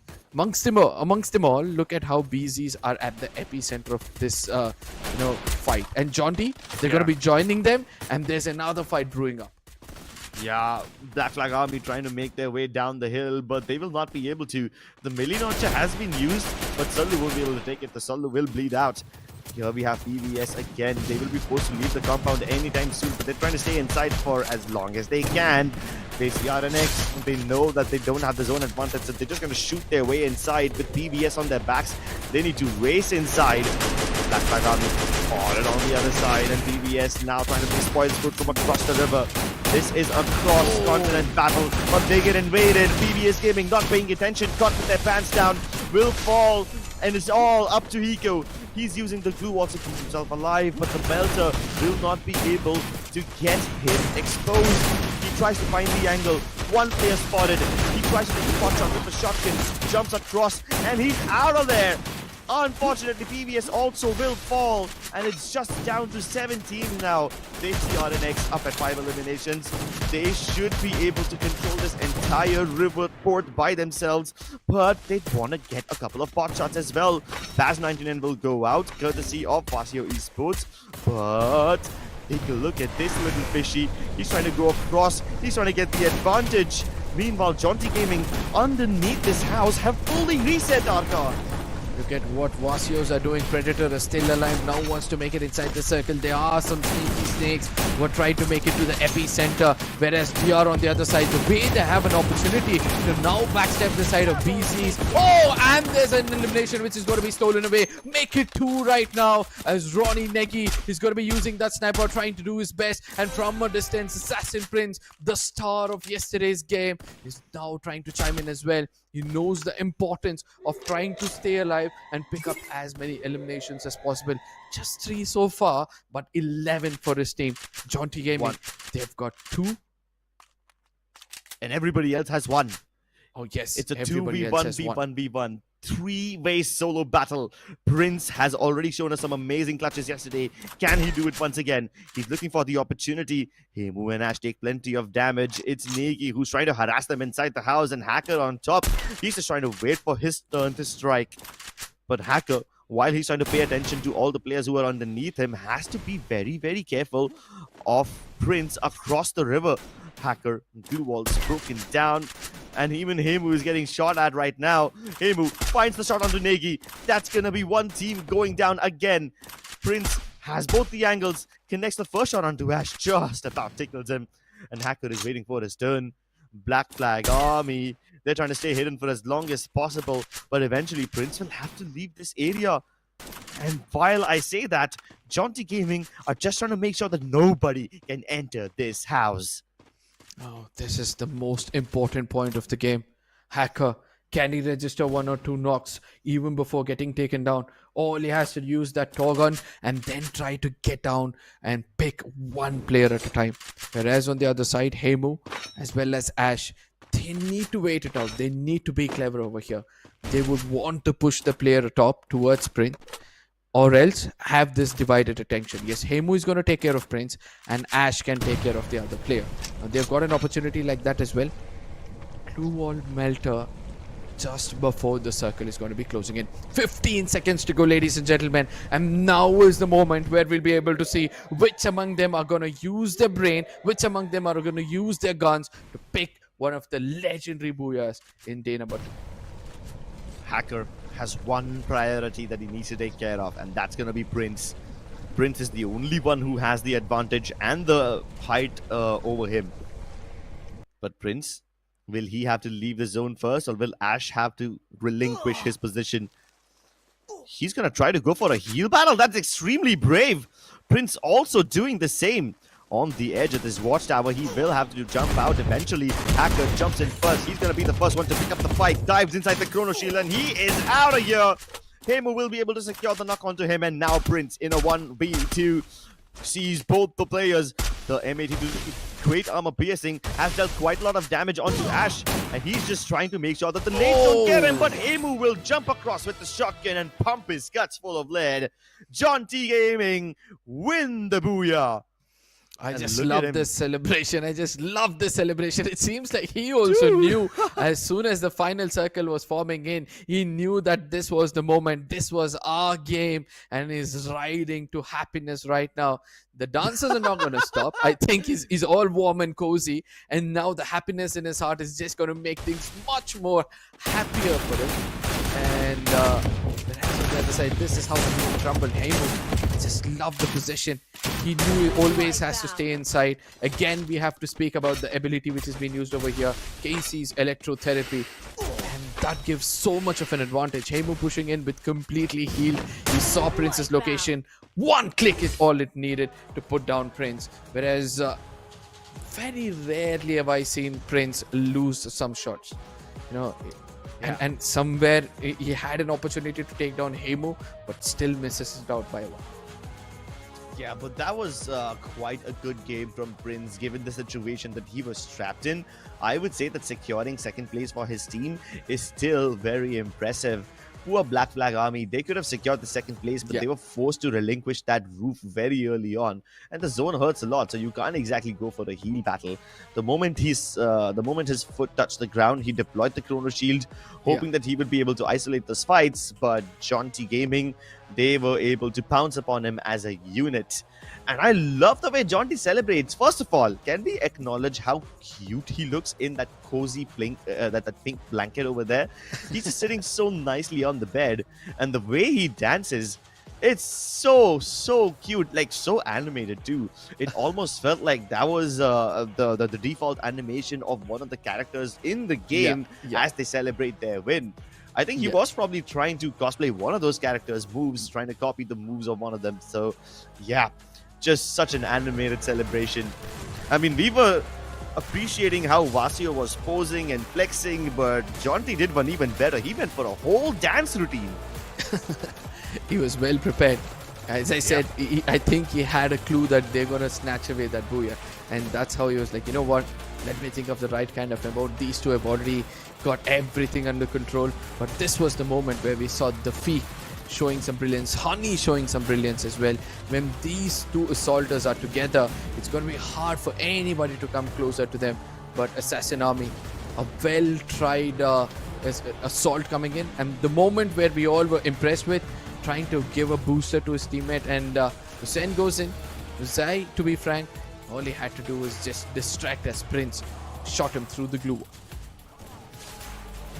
Just shot him through the glue wall, instantly decapitating him. Take a look at that, Honey. These guys are trying to go for some anti-air artillery over there. Insane stuff as they pick him off mid-air. And look at this one as well. Oh, Black Flag Army, now you know why Hacker was the only one surviving over there. They tried to take the launcher, but they were shot mid-air, plucked off from the sky. And take a look at Prince. He's also stealing quite a lot of finishes away from his opponents. Nice stuff. I think he did the best possible thing in that situation, given the resources he had and given the situation he was trapped in. Prince really played that to perfection. Ronnie Negi as well, when she came near the window, he knew that he can pick up. But before we speak further about it, the most valuable player of Game 2, ladies and gentlemen, is going to be Jaunty Gaming, Heimu, who did everything perfectly over there. 5 eliminations, 2 assists, 1,849 damage in total. It seems like today, everybody are as clinical as they could be. They are indeed clinical. Indeed, trying to finish off these fights as quickly as they can. But still, Jaunty Gaming, in that last situation, I do believe they could have acquired a lot more finishes, but they were being stolen away. Desi RNX was just trying to pepper them, trying to always contest their side of the river port. Meanwhile, across the river as well, you had Vasio Esports and Assassin Army trying to take pot shots at you, plus Black Flag on top of the hills. I mean, this was kind of a scuffed situation, Arka, not gonna lie. Whenever the circle goes towards these ports, it just becomes so difficult. Plus, on top of that, you had a bunch of fishes trying to sneak up on you. Even PVS Gaming did the same thing, you know? I mean, they were looking outside the window and all of a sudden, they see RNX just invade their house. They did not have any idea. So even though Jaunty Gaming are able to get the booyah and Heimu gets 5 finishes, he's the MVP, everybody else could have had a lot more. 3 eliminations for Jaunty, 1 for Ash and 1 for level up. In total, they will be up at 10 finishes, plus the 12 points acquired from the booyah puts them at 22. You know, I'm just wondering what are the other eliminations, who took away the most eliminations. Oh my goodness, it was Assassin Army, 11 eliminations, and yet again we see nobody walking away empty handed, as Desi Army have registered 2 eliminations before they went off. Team Elite, again a bit of a shocker. Shadow Shooter, Boss Army, PVS Gaming, all these teams who show us some glimpse of brilliance here and there end up doing small mistakes which they are not able to recover from, because in a lobby like this I don't think so there is space for any kind of small errors. Yeah, the moment you make an error, you will be punished. This is one of those lobbies where you cannot afford to miss a single beat. If you do so, you will be punished. Desi RNX surprisingly managed to get quite a lot of points, more than I expected. So they were playing Skyesports from across the river, like I pointed out. But Jaunty Gaming, they are currently at the top with Booyah on this map. 38 points in total. Vasio Gaming following closely behind, snapping at their heels. Assassin Army, 17 eliminations? That is absolutely nuts. They might not be close to Team Vasio in terms of points, but given their performance yesterday and the form that they are in today, I think they are having a very good run so far. Even Desi RNX, they might not be able to make it towards the late game stages. They might be one of the first teams to go out, but boy, they go down swinging. Elimination leaders. Now, I thought that I might see some changes, but TSG, the kind of hard work they showed yesterday, they're still going to reap benefits out of it. The top 3 players are going to remain as the TSG team. One is going to be Siddharth with the sniper, Legend 21 with the shotgun, and Krish was always right behind them with the M50. M590. But whereas on the other side, we have seen that Prince is slowly catching up, and Jaunty Gaming, one of the players of Jaunty Gaming, is also coming in closer. That means the top spot, the Predator spot, is still for undertaking.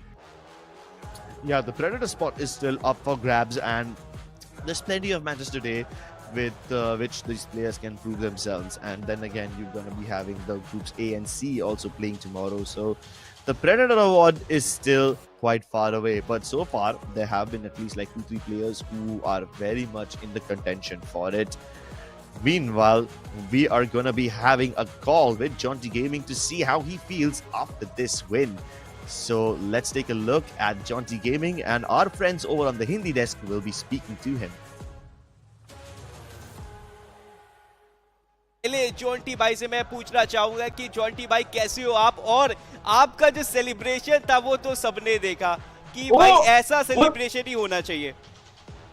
अबे वो दिख रहा था। तो अभी Jonty भाई की आवाज हम लोग सुन नहीं पा रहे due to some technical reasons. Hello hello hello, मेरा आवाज आ रहा है? माइक ऑन करना ही भूल गए जॉन्टी भाई। नहीं, ऑन है, ऑन है। हाँ हाँ, फाइनली यहाँ पे जॉन्टी भाई की आवाज आ रही है। तो यहाँ पे जॉन्टी अभी मेरा वो दिख रहा था क्या लाइव पे? आज भी कंसिस्टेंसी का राज बता दे यहाँ पे। मेरा कंसिस्टेंसी का राज कुछ नहीं है, मैं सिर्फ मजे लेके खेल रहा था। ठीक है, मैंने अपने बंदों को यही बोला था, देखो पता है हम क्वालिफाई हो जाएंगे, हमें पता है हम इतना अच्छा खेलते हैं, सिर्फ मजे से खेलो। और मैंने तो उनको बोला था आज 2 गेम में अपन 30-40 पॉइंट पहले निकाल लेंगे।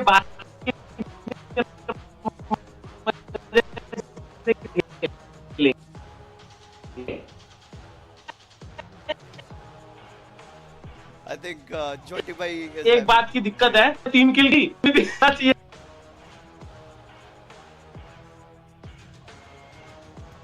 Oh, is so happy right now। और जैसे कि आप देख सकते हैं जॉन्टी भाई वहाँ पे मैं जो चीज समझ पाया है भी जहाँ पे उन्होंने ये बात कही कि I don't know. A happy lad to be frank. Yeah, right. I mean, we just saw that the Hindi boys also said the same thing. They don't know if they could hear him. They don't know if there was a technical issue on Jaunty's end or what happened. But to be honest, I don't think we needed to hear what he had to say. We all know what he felt. Like, his celebration was so amazing. It was so cool. Plus, the way he just smiles really tells you how he actually feels. Exactly, and he was shocked that they actually caught me dancing on stream. Oh my goodness, this could be the most embarrassing moment. But he was actually looking good, and that is what I was trying to say. He was, as you said, he was looking cute, and every single thing. It's just that the enjoyment comes from the heart, and everything will look clean. And there was a point which he said over there. I've told my teammates not to take things seriously, enjoy the game, because we know we are good at this game. So let's just enjoy it. And the second important point is that I've told them the first 2-3 games we're going to aim for the 40-pointer, and then after that we are just going to enjoy. Now this kind of mindset shows that this team is ready for any kind of challenge. Exactly, and when you know that you are one of the best teams in the lobby, you don't need to start playing seriously until the grand finals. So for now, you can very clearly see Jonty is having fun. I think a little too much fun, perhaps. Although I do have one thing to, say. I have a bone to pick with him. I think he knew exactly what he was doing. He pretends that, oh, was my celebration visible on stream? Huh? I did not know that. Bro, he knew that.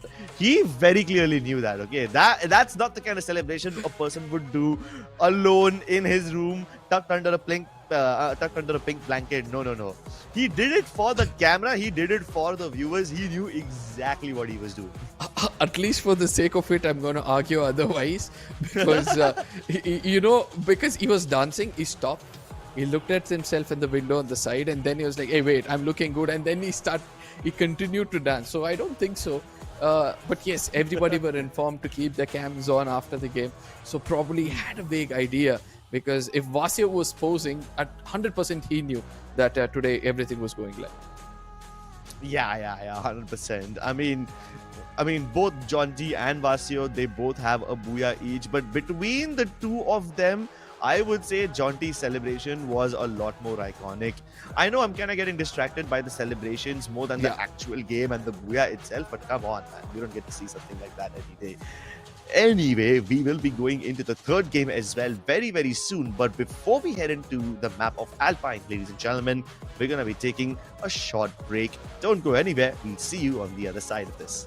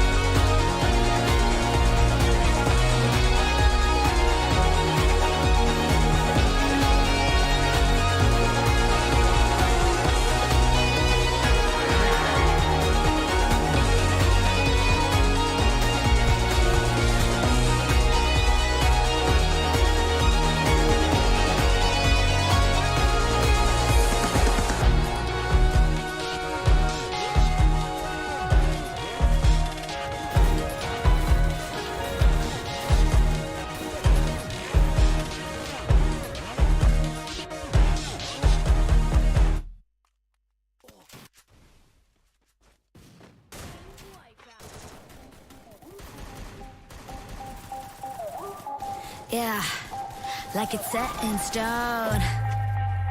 Let's go. 1, 2, 3. it, it's time to bring the heat. We compete, got a mutual enemy. And if it's up to me, I'm choosing you. Welcome back to Free Fire Max Skyesports Pro League, ladies and gentlemen. Joining me for the next two games will be Star Tanya. How are you feeling, Tanya? What do you feel about the two games that we've seen so far? Well, I did see two booyahs, one coming from Vasio Esports, how hiding into the container ended up getting themselves a booyah. Talking about Jaunty Gaming, for a minute or a second, I thought Prince will go ahead, get those shots connected, and will also grab a booyah. But this time, that was not the case of scenario. But I want something to add up to this.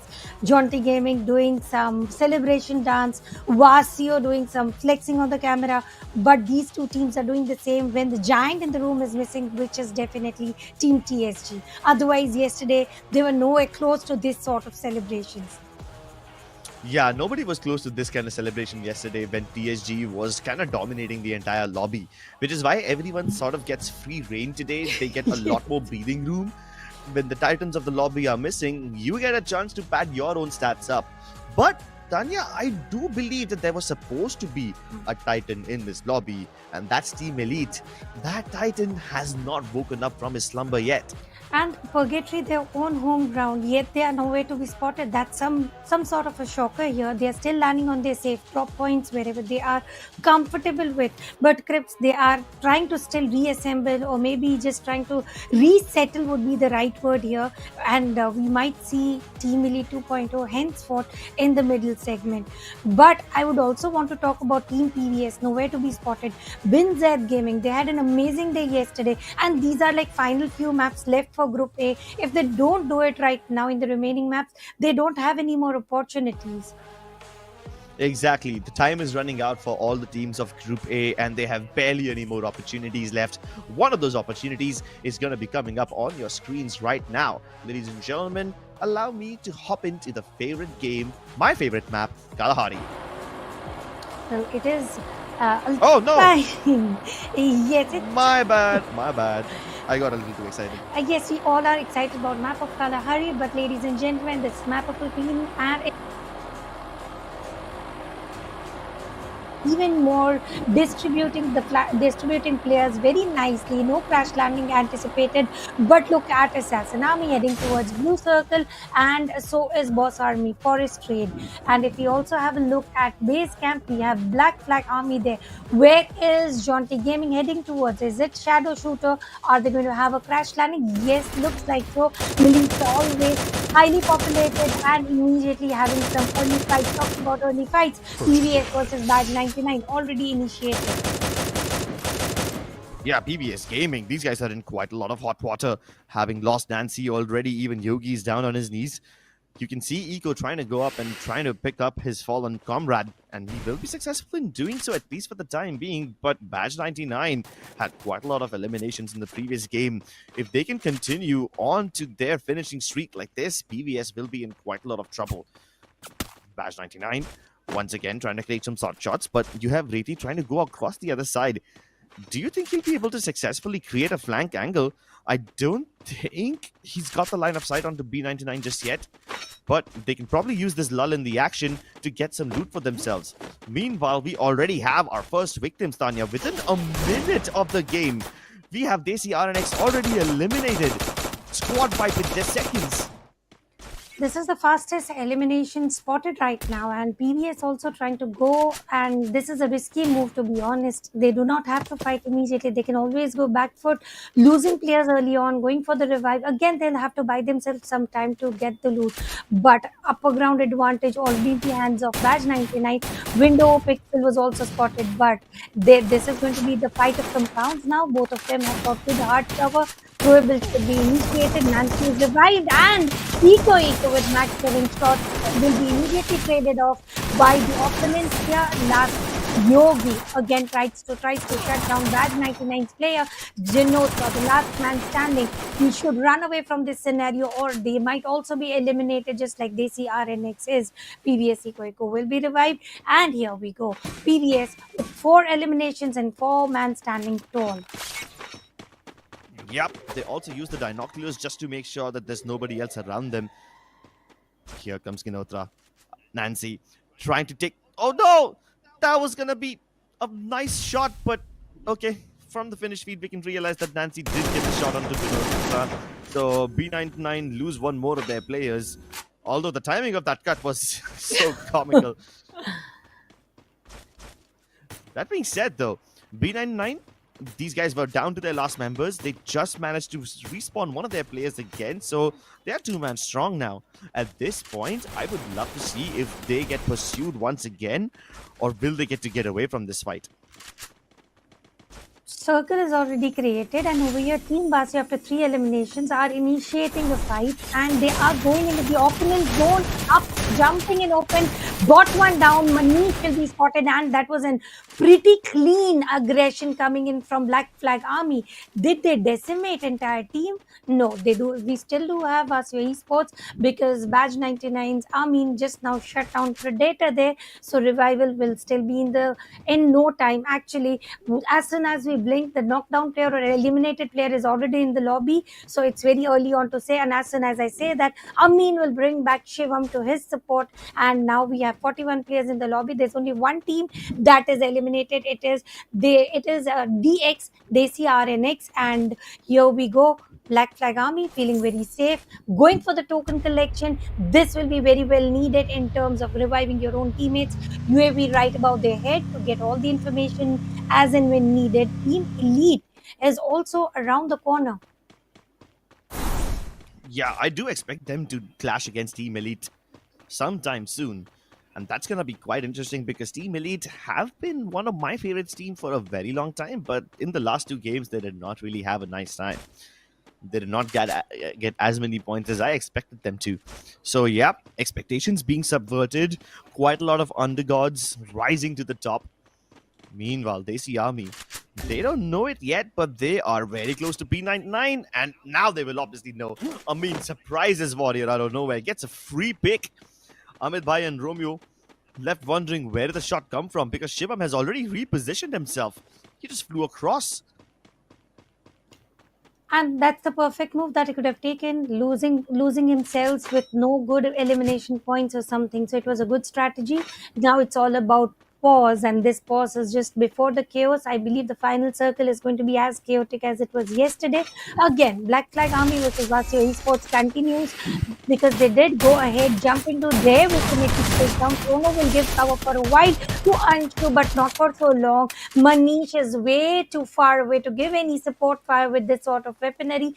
Black Flag Army once again gets 1 elimination points from eliminating a player from Vasio Esports, and they're also on number 1 elimination board. Well, we have the 3 teams. I've got 5 elimination points. Badge 99, Black Flag Army, and so does PVS Gaming. Now, PVS Gaming was not nowhere spotted in top 3 or top 5 probably. Finally, they are also buckling up somewhere around the corner, because they have to realize they've got very less times near to the docks. They are just crossing through. They do not want to engage any fight in the hunt of hard compound. Yeah, they're going to be looking for these hard compounds, and I hope that Black Flag Army are able to find it. One of their players is already just a tad bit ahead of the rest of his teammates, and he secured that room for his team so they can safely follow suit. Meanwhile, take a look at Bin Zed. They've got Boss Army surrounded, and this is not the kind of sandwich that you would want to be in. As Arka likes to say, they are the patty, and this is not the kind of sandwich that will... how do I put this gently? It's not gonna make you have a very nice appetite. Either way, Bin Zed are not actually full sending it onto their nemesis yet down in the valley. They also know that there's a team across the river. That should be, if I'm not wrong, Assassin Army. I did spot them there a few moments ago. Yep, there they are. Still quite far away, so I don't think they're an immediate threat just yet. Boss Army, though, I do believe they are currently marking the position of Bin Zed. So in case Bin Zed decides to surprise them, they will have to roll down the hill, and they will have to do it very quickly. On the court, Circle has taken a western shift, so now there are very few teams who are very safe. PVS within the circle, so goes for Jonte Gaming, holding the crowns of Militia. Team Elite still holding passive near to the southern side, northern side of river mouth, and now the center of the circle goes towards Boss Army as well as Bin Z Gaming. Shadow shooters do not want to play front foot, they want to go passive and they want to survive. Not wrong there in their thoughts. On the other side, they see Army again reviving the teammate for making the squad 4 stack. Heal guns being used here and there. It's the moment of realizing who are the opponents around you, which you cannot read it through the uniforms. Everybody is wearing same kind of dresses except for standardized blue wall. That is the only way you get to know that, yeah, this team might be nearby. Now, Benzer going in for the rotation as well, trying to not engage in any fight with the ratio of 1:3. That is a smart move as well. Team Elite still guarding the circle edges. They've got the southern area of the border marked. They should be able to spot out Assassin Army, but they're in no position to take shots against them yet. So for now, these guys are just on a reconnaissance mission. The way Pahari is spinning is going to make me dizzy, I swear to God.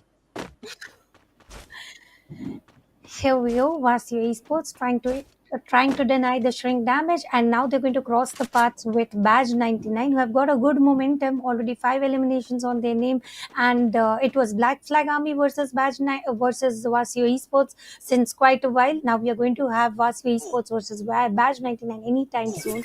They see Army tanking up the damage, and they are aware they are being gate kept. That is why they are taking a lot of pauses before they make their move, because once if they come in the open, they are going to be shredded in pieces.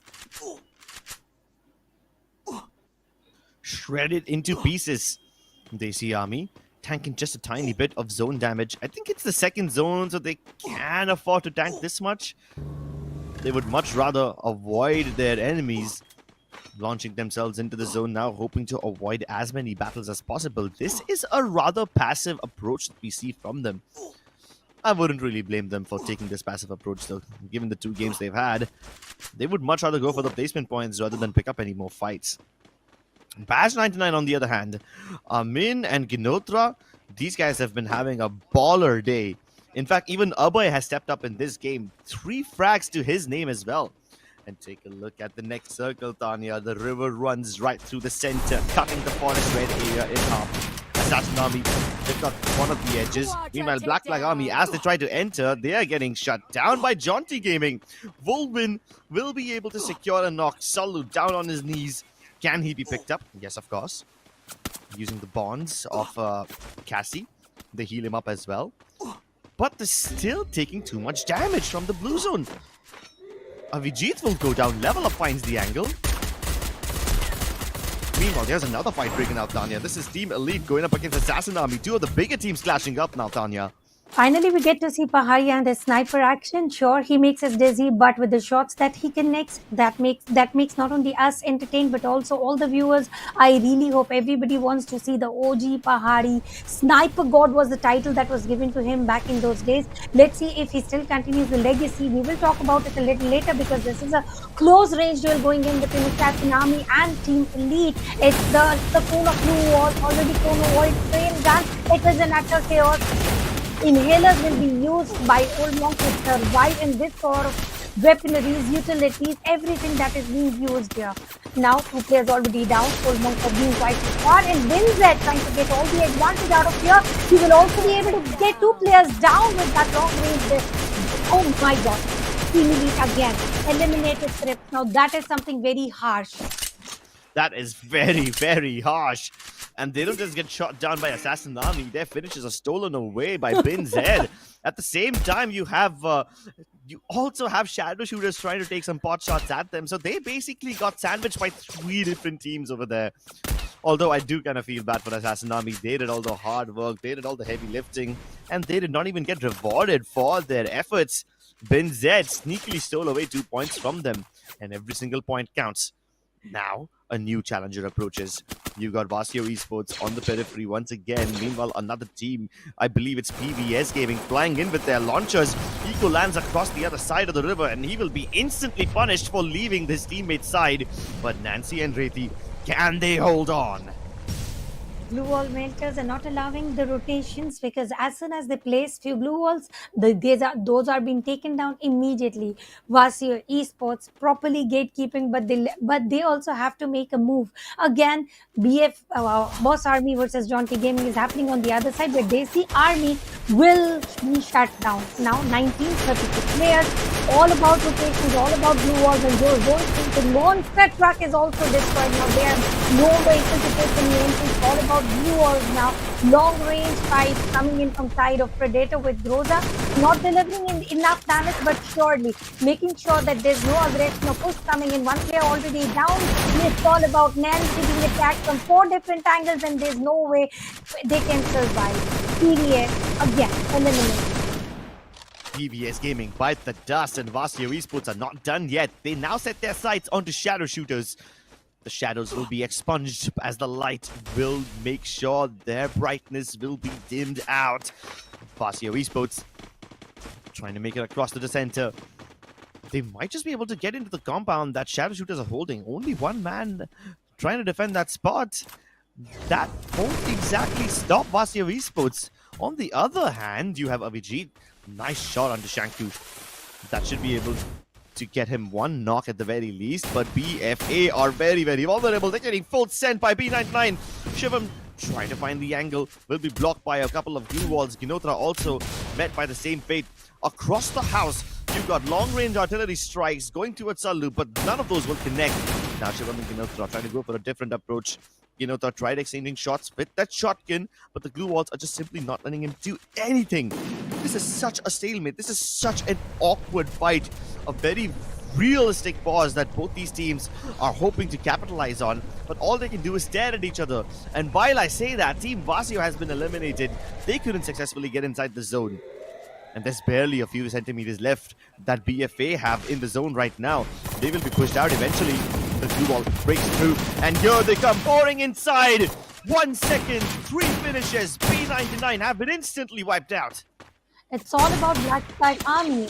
They went for the perfect execution on the other side. Assassin Army also eliminated Black Flag Army, not even in the circle. Boss Army as well. By the way, there's nobody who is within the circle. It's only Boss Army playing on the edge of the circle. Binzet trying to go for the rotation. They are the elimination leaders by far, and they are doing an amazing job. As soon as I say that, the other team getting eliminated, and Black Flag Army's player who was down on his knees will be revived immediately. But what about Boss Army? 3 players down and shattered. It's all about Divine. He wouldn't be able to survive furthermore. He is the limelight right now, and Binzet's Gyan Ninja goes for the final move, and 15 eliminations. 2 teams, 4 versus 3. Numbers advantage in the hands of Binzet Gaming.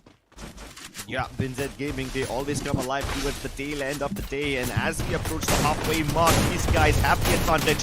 Shotgun, pop. You've got Salu on top, trying to throw some nades across, but the 2 walls will make sure that they stay away from each other. Red off the floor. Plenty of abilities also being deployed as they try to find angles with each other. And the first one connects. Hakan and Avijit with 2 finishes each. Binzet Gaming are crumbling, and they fall like flies. The Booyah has been secured. And that was a very underwhelming reaction. Sort of a celebration, Tanya. Is he not happy, or is he shocked himself because it was a 3v4 situation? And no, he's settling up now. The moment of realization where yes, we are the victors and we have won this map of Alpine, and here comes some exchange of words as well. But somewhere around the corner, I already thought where Binzet Gaming might win away the Booyah, but somehow if we have an angle lock from the side of Black Flag Army, they did not move outside the ability of Moko, which helped them. He tanked up a little lesser damage of the throwables. On the other side, it was not the case of scenario, and it was all about shotguns, close into it. Everything that was done was about right coming in from Black Flag Army, and they took away the Booyah. But I really wanted to see the reaction of Binzet Gaming as well, because the reaction that came in from BFA's side should have been from the side of Binzet Gaming. They should be the shocked one. How did we lose this duel? Yeah, but still, given the day that both of these teams had, I'm still very impressed. I mean, BinZ Gaming, they've always had this pattern where they struggle in the first two games of the day. It happened even yesterday. And then in the last two games, BinZ Gaming came alive. They did a little bit of a comeback. This time with the Booyah, they should be able to pad their stats up even higher and climb the overall rankings. So amazing game from BinZ Gaming. That being said, BFA, wow, winning despite the situation that they were in. Now that is super impressive. Yes, and they were all constricted in a small compound, 2 to 3 throwables, heading on the right direction. I don't think they could have survived flame guns as well. I don't know if they possessed or no, but somehow it was a good reaction. Having BFA just turning the tables, going in with the shotgun instead of staying intact. Maybe BinZ Gaming might be anticipating that they will be the one who will push in, but instead of that, Black Flag Army jumped in with shotguns. Each one had the same weapon, and they got that eliminations. Let's jump into the highlights for the third map of the day, which is LP. Yep. And very early on, you can clearly see that PVS Gaming were on a hot streak. Nice use of the Tatsuya ability over there, dashing across, literally breaking his opponent's ankles. And Kinotra was taken down over there. But as Badge 99 continued to plunder and ravage across the plains of Alpine, they were met with a very strong contender. Unfortunately, the strong contender, in my opinion, was supposed to be Team Elite, but they were promptly destroyed by Assassin Army and BinZ Gaming. So yes, BinZ Gaming, I don't think they need to worry too much about, losing out on this Booyah. They had plenty of finishes. Level Up, as the last member of his team, was also able to get a couple of finishes before he bit the dust. But BFA, that fight over there dragged on for way too long against Vasio. And these guys should have been able to finish up that fight a long time ago, but they eventually did so. They reset themselves and they were prepared for the final battle, even though they were just a 3-man squad. They took on BinZ Gaming with all their might, and Hacker and Avijit, they used their shotguns brilliantly to secure the numbers advantage early on. Avijit also spotted on MVP charts with 6 eliminations and massive 6 assists. This is the man who has not only been the MVP in terms of getting eliminations for himself, but 6 assist eliminations for his teams. So this is the damage that is absolutely matching up to the score that we are seeing on the screen, 2,567. Avijit did everything that was needed, and this is the team who went back and forth towards the circle, again going for the backer route, and this team also had a very good angle developed, locked in. Not only once they were fighting against Vasio Esports, they were strong then as well. So somewhere for Black Flag Army, once they are looking for the duels, they are very sure. Otherwise, they're just holding themselves firmly. They do not engage in the fights which they are not very sure of that they might be able to win it. Yeah, Black Flag Army. This Booyah was absolutely critical for them. 6 eliminations for the MVP Avijit, 5 for Shanky, Salu also with 4, and then you have Hacker with 3. 6, 5, 4, 3. They got a nice little ascending order going on over here. And with all of these finishes combined with the Booyah, these guys should have plenty of points in their kitty. This should propel them to the upper echelons, at least in the top 6, if nothing else. Yes, they should be spotted in top 6 for sure.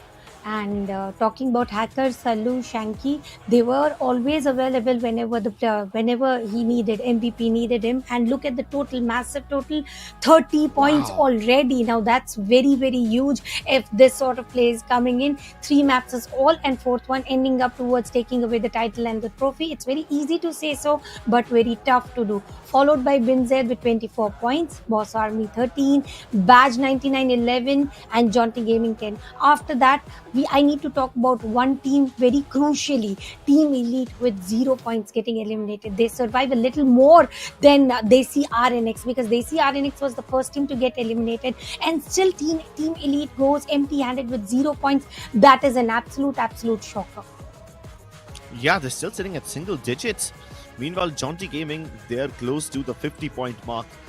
Even though they didn't really survive for that long in this particular game of Alpine, they are still leading the lobby. Black Flag Army, I knew that this would at least propel them into the top 6, but my god, they're literally 2 points away from Jaunty Gaming. They almost are at the top of the table, Tanya. They've overtaken Team Vasio.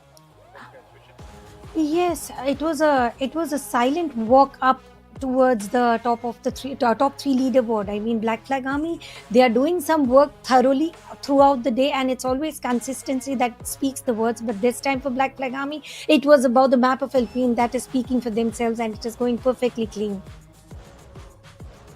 Yeah, the map of Alpine was absolutely spot on for them. 30 points in a single What else? game. That's ridiculous, man. Those are some insane numbers. And now I kind of have a theory that if Black Flag Army can continue this level of performance, they might just overtake TSG. Of course, achieving that level of consistency requires a whole new level of dominance, but you indeed have to make sure that you keep getting these high finished games to get racking up on those numbers. Yes, you have to make sure that you are strong enough to go ahead. But matching up to TSG, it's going to be very, very difficult, Crips. Because Indeed, yeah. TSG, they were always about the consistent ones. They were always spotted in top three maps, top three podium finishes, almost in all of the maps. Sure, not with Booyah every time. But if there's one map that they are doing the best of, and in the second map they're nowhere to be spotted, that is not how you reach the scores of TSG. But there's something I'm worried about. It's again Vasio Esports, Chonky Gaming. They have already participated yesterday, and today it's their final walkthrough. If they are doing a little, they are still playing on the back foot, because we both know what Team Elite is, what Vasio Esports is. Vasio, the man, the myth, the legend himself, is nowhere to be spotted again in the MVP counters. So still, there's half day remaining, and this is exactly where he might go ahead and prove his existence to everyone. Yeah, his existence alone can be a threat to some of the teams, especially those who are in his vicinity. But I thought Team Elite would be a bigger threat. How are they still on single digits? That completely eludes me. I cannot wrap my head around that. That being said, though, I'm happy we at least get to see some unexpected contenders over here towards the top of the table. If you had to pick a team to not just win the overall group standings today, but also surprise us who aren't currently in the top 6, who would it be? Well, I will be. Yes. I'll be very honest, Crips. Black Flag Army has already surprised me. I did not expect this sort of performance coming in. Yeah, all right. I hope that Black Flag Army and all the other teams also keep on surprising us, because to be honest, this kind of a game was very difficult for Black Flag Army, especially given how long their fight was getting stalled for. I thought that would be the end of them, but they managed to overturn their opponents when the time is right, and now it's time for them to overturn everybody else in the next game. This time, I'm confident that we are heading to my favorite map, Kalahari. And do you still think it is going to be the Mammoth, where we are going to see the battles from the start until the end? Well, ladies and gentlemen, this is going to be the fourth game for the day on the map of Kalahari for Skyesports Pro Free Fire Max. I thought being diagonal spread out would not be the cause of concern. Again, my eyes will stick to the same position, Council Hall, about who is going to land in there. Well, as of now, there's nobody trying to land in there. Yeah, nobody heading towards Council Hall just yet, but Team Elite might just drop in there. And if they go there, then I am a little concerned, because Baz 99 are also heading towards Council Hall. Let's go, Tanya. Thank you so much for manifesting such an early game fight for us. And we get to see Team Elite again. Meanwhile, you've got Desi RNX already towards Refinery, and they are trying to take some pot shots against PVS people who have surprisingly split up while dropping against them. Yogi trying to run away. He will meet his maker, suffering so many losses. PVS have lost most of their players, but Desi RNX, they also are making quick work of Bin Zed, who decided to drop in the area. Even Assassin Army have a couple of players present over here.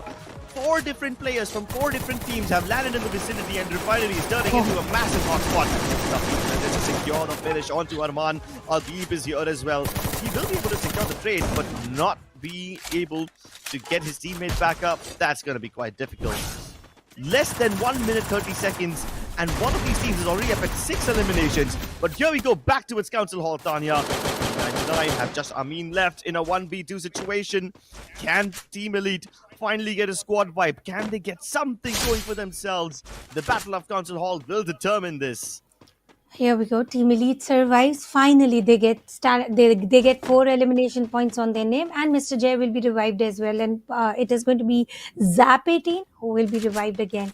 And PBS Gaming getting wiped off under 1 minute by Team Desi RNX, who is nowhere to be spotted in entire day. PBS Gaming already having a lot of exposure through the esports tournament and many more tournaments happening, but they are being taken now. Now, that is the grounds of Refinery where all the fights are usually unpredictable. Sure, the loot there is amazing, but that sort of a loot everybody is eyeing out for. And I believe they see RNX as well as PBS Gaming. They wanted hands on best of the weapons. And again, one of the team had to get wiped off. 11 teams, 41 players. Now it should be the pause, and Team Elite again, as strong as 4-man players going for the late rotation, sure, but they should be surviving to at least show the presence that we do have Team Elite fighting today. Team Elite indeed fighting, trying to keep their numbers up. Meanwhile, back in Refinery, Desi RNX are just on a spree. Their 7th finish acquired. Finally, Boss Army will put Ronin Nagy's finish spree to a halt. But I was actually surprised to see so many teams drop into this vicinity. I mean, Assassin Army sent one of their players over here. Boss Army sent 3 of their players over here. You also have Badge 99. They dropped in over here, lost most of their players, and now are being survived by just one guy. Even Binzer lost a couple of their players in this situation. So many teams try to spread out across Refinery, and they see RNX. They are able to take pot shots at all of these teams, get 7 finishes to their name. And we are just 3 minutes in, Tanya. Most of these teams will be able to recover their players, will be able to recall them. Badge 99 still surviving by just one guy on their last legs. I guess he's gonna have to go on a big journey to collect all the possible coins. He just managed to respawn one of his players. There's still 2 more left to be resurrected. Well, I don't think there's much left for the last man of that 99, because it was Team Elite already chasing them, being totally aware about their presence, their existence, and on the grounds of shrines. It will be all eliminated. Yes, one more team getting eliminated, or we'll see it once again, because I feel the team should be eliminated. It was the last man standing. Team Elite just got one more elimination point, and still we do have 11 players in the lobby. So the escape plan that you decided, did it work? Yes, Ginotra had a very strong escape plan, and he again resurrects Amin. Thunder plucked off midair. It seems like against Boss Army, trying to take those launchers is a death sentence. At least Thunder will be brought back almost instantaneously. He was finished less than a couple of seconds ago, and now he's going to be plucked into the recall tower again.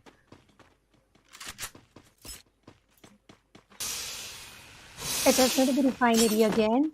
Badge 99. Going for the token collection. There's nobody sharing the grounds, at least not yet. Sure, there are several teams who are on the verge of rotation, and Jaunty Gaming also having the grounds of Refinery on their hands. We might get to see Boss Army versus Jaunty Gaming anytime soon, because they are just across a platform away. Desi RNX, 10 elimination, and they are against Desi Army. What was this sort of a shot? A good awareness, a good read coming in from Adib. He will shut down Amit Bhai with 11 eliminations on his team's name, and Adib alone having 4 elimination, and going to the warehouse, going for the hunt, getting that player pinned down. I mean, that was hell sort of a lead. Yeah, I mean, both the Desis clashing against each other, but now Desi Army are in a bit of danger from Boss Army as well. They're taking pot shots from multiple teams. Warrior, last legs of his team, just trying to figure out a way to get as many tokens as possible so he can get his teammates back up. He's going to scour Mammoth for as many resources as possible and plug his teammates in the moment he gets the chance. Smarty brought back. All his 400 coins spent. 200 more. He's gonna have to slowly and steadily put the puzzle together, piece by piece, bring his team back. This is the best right now he can do, because engaging into the fight is equal to entire elimination and few placement points, which he might be able to attain with reuniting his teammates, bringing back them on the ground from the skies. And yes, there's one more player joining in, Desi Army, 3 men strong now. But where in, I mean, Desi RNX. Now, if you're talking about one team that totally shocks me or will shock me in this match, about they are going to bring back something which we have never spotted them doing, Desi RNX. Now, this is least of the team where I had in the least of imagination, while they will be able to totally decimate team like PVS, and not only that, they will continue to do so. Circle has also taken a sudden shift. Now it's going to be Team Elite coming from Shrines towards the refinery, because Jaunty Gaming very safe, as well as Boss Army, not engaging in any fight. Badge 99, one of the most slowest team to take the rotation, they have to make sure they go in from the maze towards the refinery side where the circle calls them. Yeah, refinery might again become one of those hotspots where everybody decides to contest. But it's the Desi rematch. Desi RNX versus Desi Army yet again. And Desi RNX are on a roll. 13 finishes, Tanya. And we are just in the second zone. I think these guys might just hit 20 bomb in this game. Look, so they are very comfortable on the map of Kalahari. We did not get to see such Team Vasio Esports. They were nowhere to be spotted by now. But again, this time they're going to fight off against Black Flag Army. No, they are shadow shooters. Height advantage. My height advantage is sure a thing, but at this point of time, if Kaushik delivers some shots, I'm pretty sure he will not be able to earn any elimination points. So at this point of time, this tower is all about how to gain the information about which player is doing what and what not, because Vasio Esports, with that information, one by one they're entering. But are they aware about Zedu's existence in this watchtower? No, they are not. Zedu being so calm, silent, and he wasn't even existing. He showed it so nicely. Yeah, he was a sneaky snake, probably waiting for a better chance to strike. But being struck down right now are Jaunty Gaming, down to just level up. He's going to be survived by just a tiny bit. And they see RNX once again trying to hunt him down. They're not going to let him escape. They want this squad wipe. They want to send Jaunty Gaming packing. They see RNX up at 16. What is happening to them, Tanya? They're coming alive in a whole different way. Level up, being as sneaky as possible.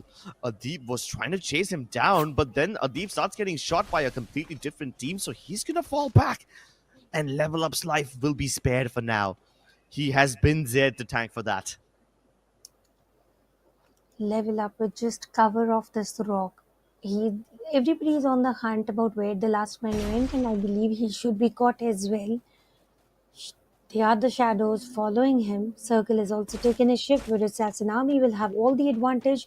Black Flag Army also holding within the circle. Launchpad comes in as a savior. This is the rightmost time that we couldn't have expected him to use, but he will be spotted.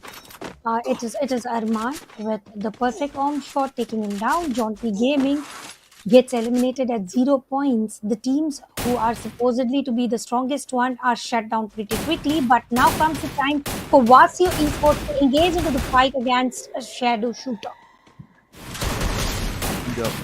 Shadow boxing against their own demons, and Vasio Esports will lose one player. The moment they do it, Kaushik is brought back. But Anshu is still here. AJOP climbs up with the grappling gun, trying to get an angle onto Ashu. He's going to try surprising him by going into the door, but the glue wall kind of blocks his way. Break down, kick down the doorway, batten down the hatches. They find him. Oh wait, Anshu actually gets one knock before he gets shut down, but yeah, that's all she wrote for him. Vasio Esports lose another player. And they've been losing their players back to back. They've just been plugging them back in and bringing them back. But they haven't really gotten any more finishes just yet. Desi Army are at least able to get Romeo back. But take a look at this position. Patch 99. I love this spot that they're holding.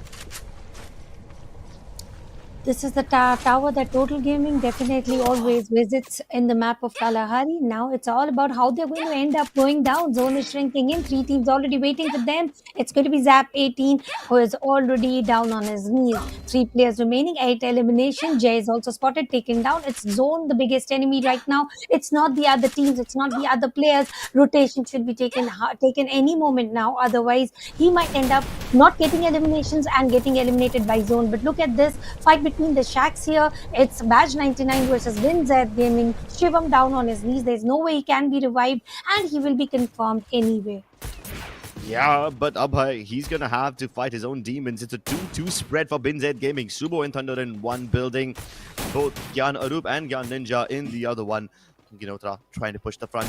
I'm in right alongside him. 3v4 kind of a situation now. As B99, they're kind of trapped in a bit of a... I would like to call this a stalemate, but they're still taking very active shots at each other. But here comes the backlines have been breached. Ginotra down. Abhay, Amin, just the two of them now trapped in. And BinZ Gaming are hammering down their glue walls. They're just trying to keep themselves alive in this little chamber. You also have Desi Army just casually driving past them, so they get conveniently ignored. But Amin tries his level best to fight back. Lost his opponent in the other room, but he's lost his teammate and he's lost his own life as well. That's going to be yet another elimination as Baz 99 they bite the dust. And BinZ Gaming survives here. Salu, the man who was going in as a snake in the watchtower, has now to come in up and open against Vasio Esports. It's a fight between... Oh! What a shot that he connected right on his head, on the face. This is the last thing that I was anticipating coming from the side of Salu, and I believe the shock that I am, the player from Vasio Esports, must also be equally shocked. Yeah, that is not an easy shot to digest. Vasio Gaming crumbling like flies. They might have got the first booyah of the day, but ever since then, they haven't really been able to find their footing. Salu now gonna be incredibly difficult for him to call his teammates back, so he just has to survive on his lonesome and hope that nobody finds him. Black Flag Army across the other side. They're gonna keep themselves alive, but take a look at Pahari. Even he's just lying prone. Starts to take damage. Has to dig himself a little room, but he ends up digging his own coffin. Surrounded by the glue walls, buried in it. Ismail, Team Elite go down in 6th place. What was Pahari up to? He was in a prone position with no sort of a good cover, but I believe he could have tried to go for a glue wall escape plan. Something could have worked except for this prone position near to the fight already that were happening with BinZ Gaming. Talking about command post, it's Assassin Army now. Duffy could be able to revive Honey in no time. 13 eliminations in their name, and now it's the fight from the watchtower. Prince with the arm. Well, these are the shots that we do not want to miss him. The man who can definitely grab a booyah, no matter if he's one man army strong. He's one man enough army strong to get a booyah. Again, monster truck involved here. This is a risky move, hopping in, and with this monster truck, everybody is aware about how they're trying to enter any sort of fight. All the glue walls being deployed, watchtower being immediately engaged with throwables, but are they aware about the one player who is standing behind them? If not, there might be a backstab coming in any moment now. Oh, Engon tries to go for the dump shot, but Azif connects that shot onto his nemesis, going across the wall. They need to make sure that the scouting shooters will not be able to breach this compound. Assassin Army trying to take pot shots onto BinZ from above, and they are kind of trapped over here. Even BinZ and Assassin Army on the low ground are fighting each other. Ingod down, Prince trying to confirm and trade his teammates out. Will be able to get at least one, but Shubo with the double. Will he be able to get his teammate back up? No, he can't, but at least he's destroyed Honey. Honey was trying to scale up on the tower, but that's a wrong decision from him. As BinZ Gaming hang on to dear life, and while all of this is going on, they see RNX have reached the 20-point mark. Connects a headshot through the tiny gap, and Shubo is down. Arusa trying to pick it back up, but look at BinZ Gaming. They're trying to get back to the sniper tower. Will they be allowed to do so? They all are in there, all 4 of them alive. And now another knock. Arman on fire. 2 amazing headshots. This guy is on a roll. Completely destroying BinZ Gaming. but luckily they will able to res each other up and stay alive for the time being. Desi RNX will have to find a way to confirm their knocks in some other way. Brings that gaming. All four players will stacked up in one tower. That is a very, very risky move, but there's nowhere to go. Arman with his home shots, every time he's able to connect, at least if not knocking down, he is able to definitely get those players down. It's a 4v3v3 situation where WinZ Gaming's position is totally compromised. Shadow shooters trying to go as passive as possible. Their strategy is basically to just survive until top 2. Will throwables allow them to do so? Coming towards Desi RNX, all three players trying to go for the information. And let's talk about one thing, which is Desi RNX have already procured 21 elimination points, which is massive, and I believe they have broken off the records. Nobody by far has got 21 eliminations. Yeah, and if they come like second place, they'll get 9 placement points as well. So yeah, this is going to be an absolute banger game for this RNX. They might just cross the 30-point threshold for a single game. That's the kind of performance I expect.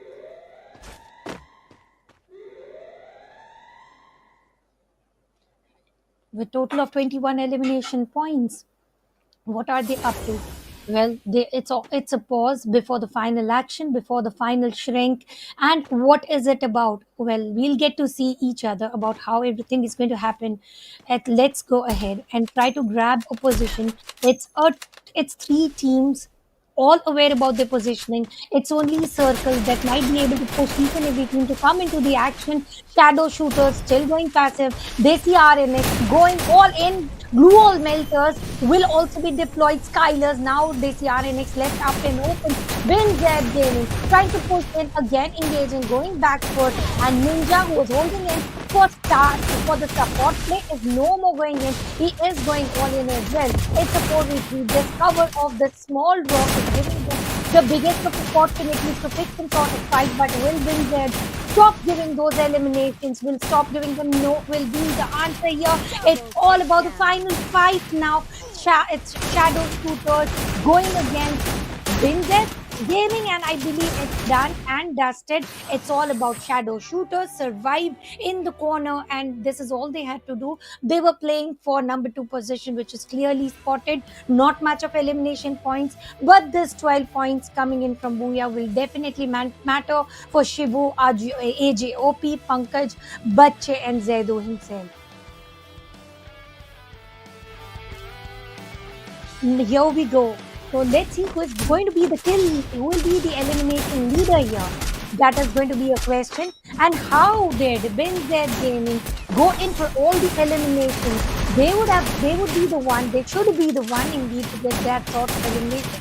Pushing in, aggressing in. They were also able to get it, but Shadow Shooters went in where they absolutely knew that the castle of glass are breaking from both the sides, and there's no way they can survive furthermore. So this was the final action that we witnessed, which was a little different from what we anticipated or what we expected, because they see RNX grabbing themselves somewhere around 22 eliminations, which is already humongous. Shadow Shooters sure will get total of 21 points altogether with the elimination points they had, but I believe if you have to talk about Desi RNX, they might get around 31 points. So I was asked, is there any shock? Is there any team that might give us some shocks? But to the surprise, there were no shocks to be delivered. It was all about the surprises coming in from Desi RNX. The team to not be spotted in first half are finally engaging into the manner that there's nobody to compete them. Not even Team TSG went in this sort of a play. Sure, and not ending up with Booyah is a different thing, but ending up with this sort of a play was incredible as well. Let's have a look. Let's go through what about the rundown of the map of Kalahari, starting off on the grounds of Council Hall, followed by who will retain the longest on the grounds of Refinery. Here, Desi RNX started going in, hunting player by player. Fight of Desi men who lasted a bit too long, but it took a little while for Desi RNX to own in and survive for as long as possible.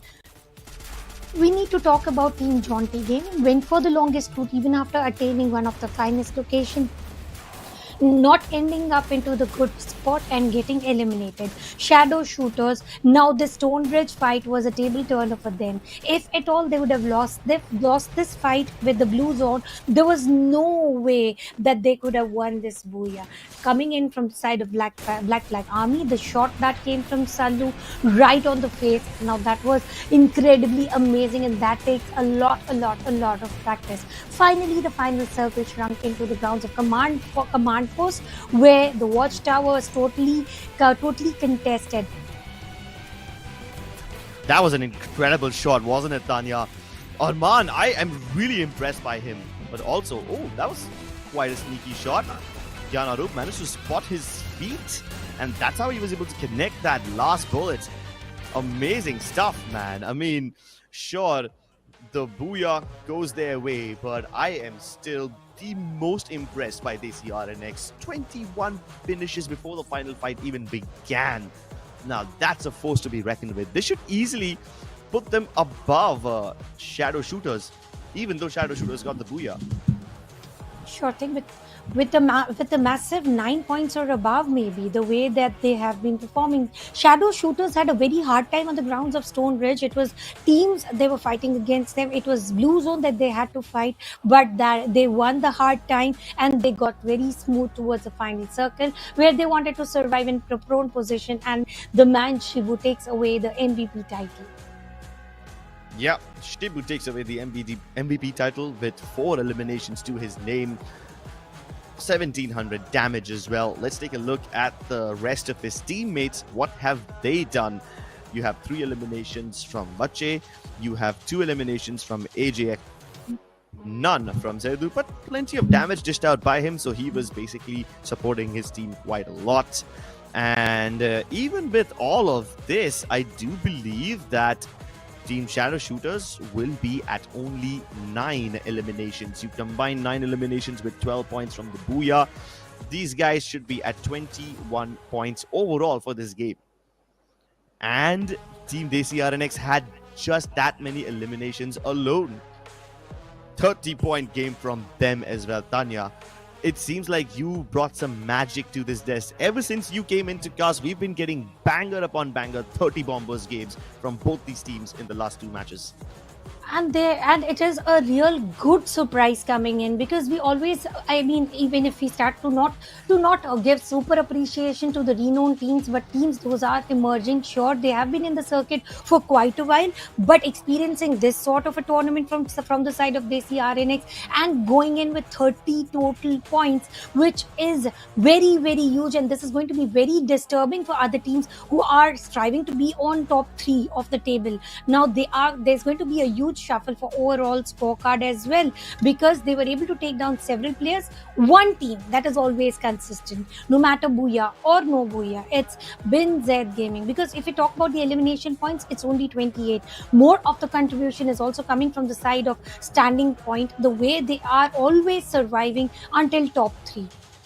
Yeah, they are indeed surviving till top 3. And BinZ Gaming, I mean, we spoke about how they had a slow start yesterday, but the second half of day 1 and all throughout day 2, they've been extremely consistent. BinZ Gaming are coming alive right now. Desi RNX, what a game. This solo match alone propels them to the top, and now they are tied with the number 1 team. There's one more thing that we should be talking about here. Look at the number of damage. Looks very dreamy here. My eyes are still stuck on Assassin's Dafik with 18,000 worth of damage dished out this man alone with 25 eliminations. Sure, on number 1 we have got TSG Siddharth. There's still nobody to take him down with the number of eliminations, but maybe there are 2 more maps remaining. We get to see some changes coming in from Asin, where Assassin Army are playing their second day, and it's TSG within first 6 maps for the entire knockout phase. They still retain their number 1 position with total of 26 elimination. Now Assassin Army definitely trying to chase up, buckle up, do everything that is needed to come towards the number 1 point, but not having TSG today in the lobby. Still, we are witnessing them on the MVP leaders, on the Predator leaders, So the competition is very tough coming in from the side of Team TSG. Yeah, the competition is indeed so difficult. I mean, they're not even playing today, Tanya, and yet Sadak cannot be overthrown. He still stands strong on top of everybody else. So that just shows you how dominant they were. Now, I shudder to think of what might happen tomorrow when TSG are back in the group. They know how every other team plays now. They've seen how dominant DCRNX can be. They've seen how consistent BinZ can be. And with all of this information, TSG Army will be able to readapt their strategies and go for even more dominant performance. Yes, They might even cross the 200 mark tomorrow if they keep up. 200. Well, don't you think that's too okay? When It's insanely high. It would be like that, but sheesh. But looking towards the scorecard today, we might get to see double century as well, because there's nothing that is stopping them. And somewhere we should be appreciating the team who are finally buckling up, leveling up. We should also call out a name, Black Flag Army.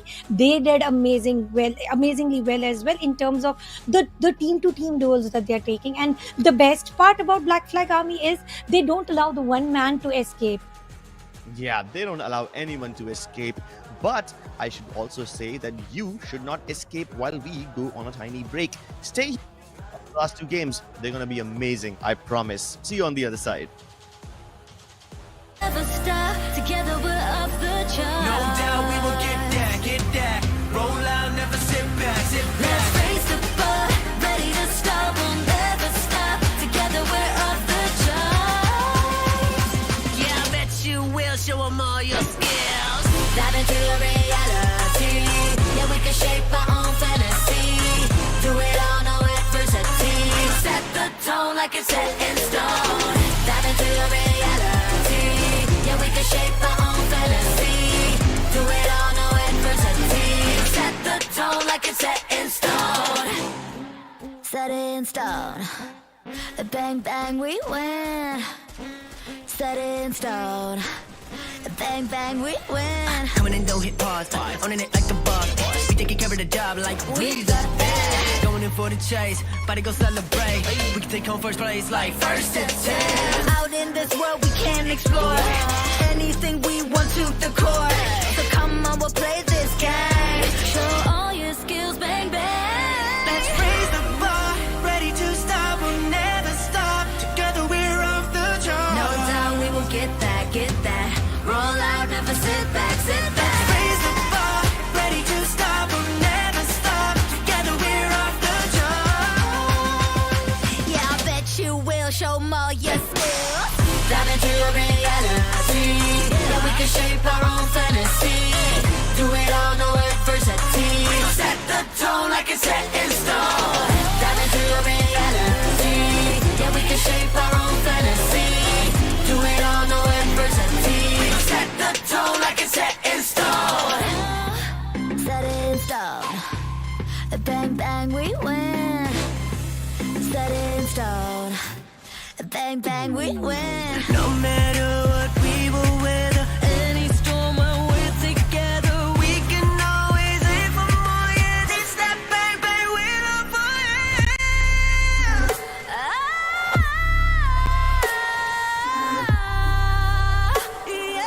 Set the tone like it's set in stone. Dive into your reality.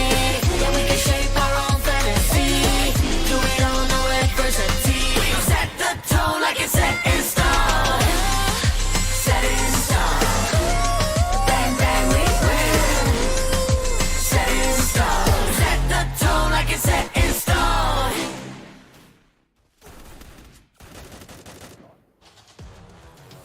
Ladies and gentlemen, welcome once again to Skyesports Pro League Free Fire Max. This is the final stretch of Knockout Day 2. I myself, Tanya, alongside me, it is Arka. Arka, what do you have to say about two teams, which is Black Flag Army and Desi RNX? And all of a sudden, I'm able to see the scrim mode starting off in these two teams. This is how they were playing before. Suddenly, when the tournament started, they were all looking like they were a bit confused yesterday, but this time around, they've started to show their true colors. It's good to see they're concentrating on elimination points more than trying to be at the center of the circle. And these things are slowly helping these two teams to gain so many points. Yes, and I believe all records are meant to be broken. Yeah. Somewhere they see RNX, they are on the roll. Sure, we have spotted 31 score as well. They got 30 right now. Nowhere on the leaderboard, hitting to the equal marker as Ben Z Gaming, who are going in all the way through consistency with good amount of elimination points, retaining the top three positions, and out of nowhere, they see RNX get one good map of Kalahari and hitting the 57-point marker. Now that is huge coming in from them. Absolutely. Now, again, just imagine what's happening in the overall standing, where each of these teams are slowly stepping up, and the team which were in the middle fray will now be pushed down. Pressure is going to mount over their shoulders, and they'll have to come back to perform some similar kind of gameplay in the rest of the games, which is going to happen tomorrow. The day is still not done. We have more maps to go, 2 more maps to go. So I'm hoping to see somebody again pick up a big number, and at the end of the day, when we look at the overall standing, everything looks even Steven, and it all comes down to the wire. Yes, it all comes down to the wire, and we'll get to see which one will it be. Next map Yeah. is going to be the map of Next Era. Well, over there as well, we might get to see a lot of highly immediate fights happening. May it be on Yeah. the side of Militia, Sunside. We'll get to see, because I'm The very urban sure. warfare. Oh, Yeah, the urban warfare basically. Ladies and gentlemen, we'll be stepping into the next map itself, the flight path, starting all the way from the labs and ending towards the Mortar ruins. Now, this is going to be a bit of a default map in comparison to what we have seen the flight paths throughout the day. And I do believe that somebody heading towards the blue zone are just going to cherish those extra loot which they're going to have for themselves. Again, we have been seeing that few teams tend to go for that drop clash, tend to get into that early skirmish to have that elimination. But at this time around, we're going to be disappointed, Tanya, because I don't see anybody apart from Jaunty Gaming and B99 a bit close to one another. Intellect Center. Well, that is the exact position that I was talking about at the start of the map, and that is totally contested by Boss Army, having an entire island on their name, nobody to share the ground, grabbing all amount of loots on their own name. Now talking about the team, they see RNX. Well, if they come into the power, there's nothing that can stop them. One of the slowest map, not even a single shot fired by far. Maybe as soon as I say that, I'm seeing Amin has got double vector on his hands. He might go ahead, pick up fight against Jaunty Gaming. But do you think this is the right position where he can totally see 1:2? It's all about giving away one elimination points on the other side and not being able to gain any. Now, Amin has been clever. He's been the first person to pick up fights every single time throughout the day.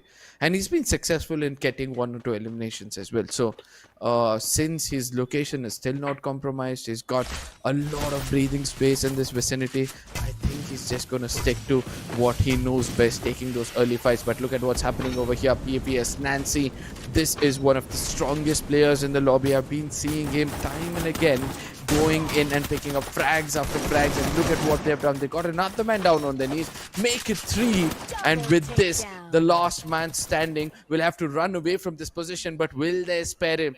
They see RNX down to the last man.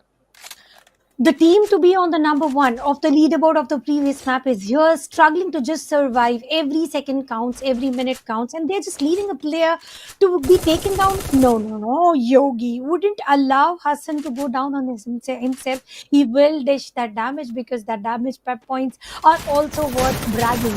Now coming to your John Gaming with shotgun in their team's hand. It's been there, one of the most consistent team in the lobby.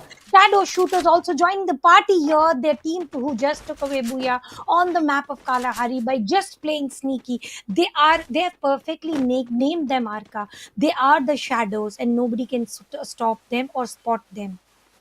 Absolutely, Jaunty Gaming, the last man, Wolverine. It seems like he's going to be hunted down. They're chasing him, but he's running for his life, because the importance of him staying alive for the team was important. And he gets taken down. Jaunty Gaming head back into the lobby, and all of a sudden the blue zone, the Mortar ruins, are completely in control of Shadow Shooters. And I believe each and every team from here on is going to look forward for eliminations and eliminations alone. Speak about eliminations. BZ, even they're getting taken down. And guess what? B99 from a distance was successful in stealing one of those eliminations. We are not even 4 minutes down, and it's already 2 teams getting eliminated and many more on the line as well. BinZ Gaming, the table toppers, are struck badly by Team PVS Gaming. 7 eliminations on their name, and sure, the team wouldn't yet be eliminated because one of the players were playing split, and this is the exact advantage that they have gained. PVS were trying to go escape through the launch pad, was spotted very nicely by Shivam, and he will be immediately traded off by Yogi. It was a counter shotgun in his skull. 8 elimination points for the name of PVSK. PVS looking unstoppable.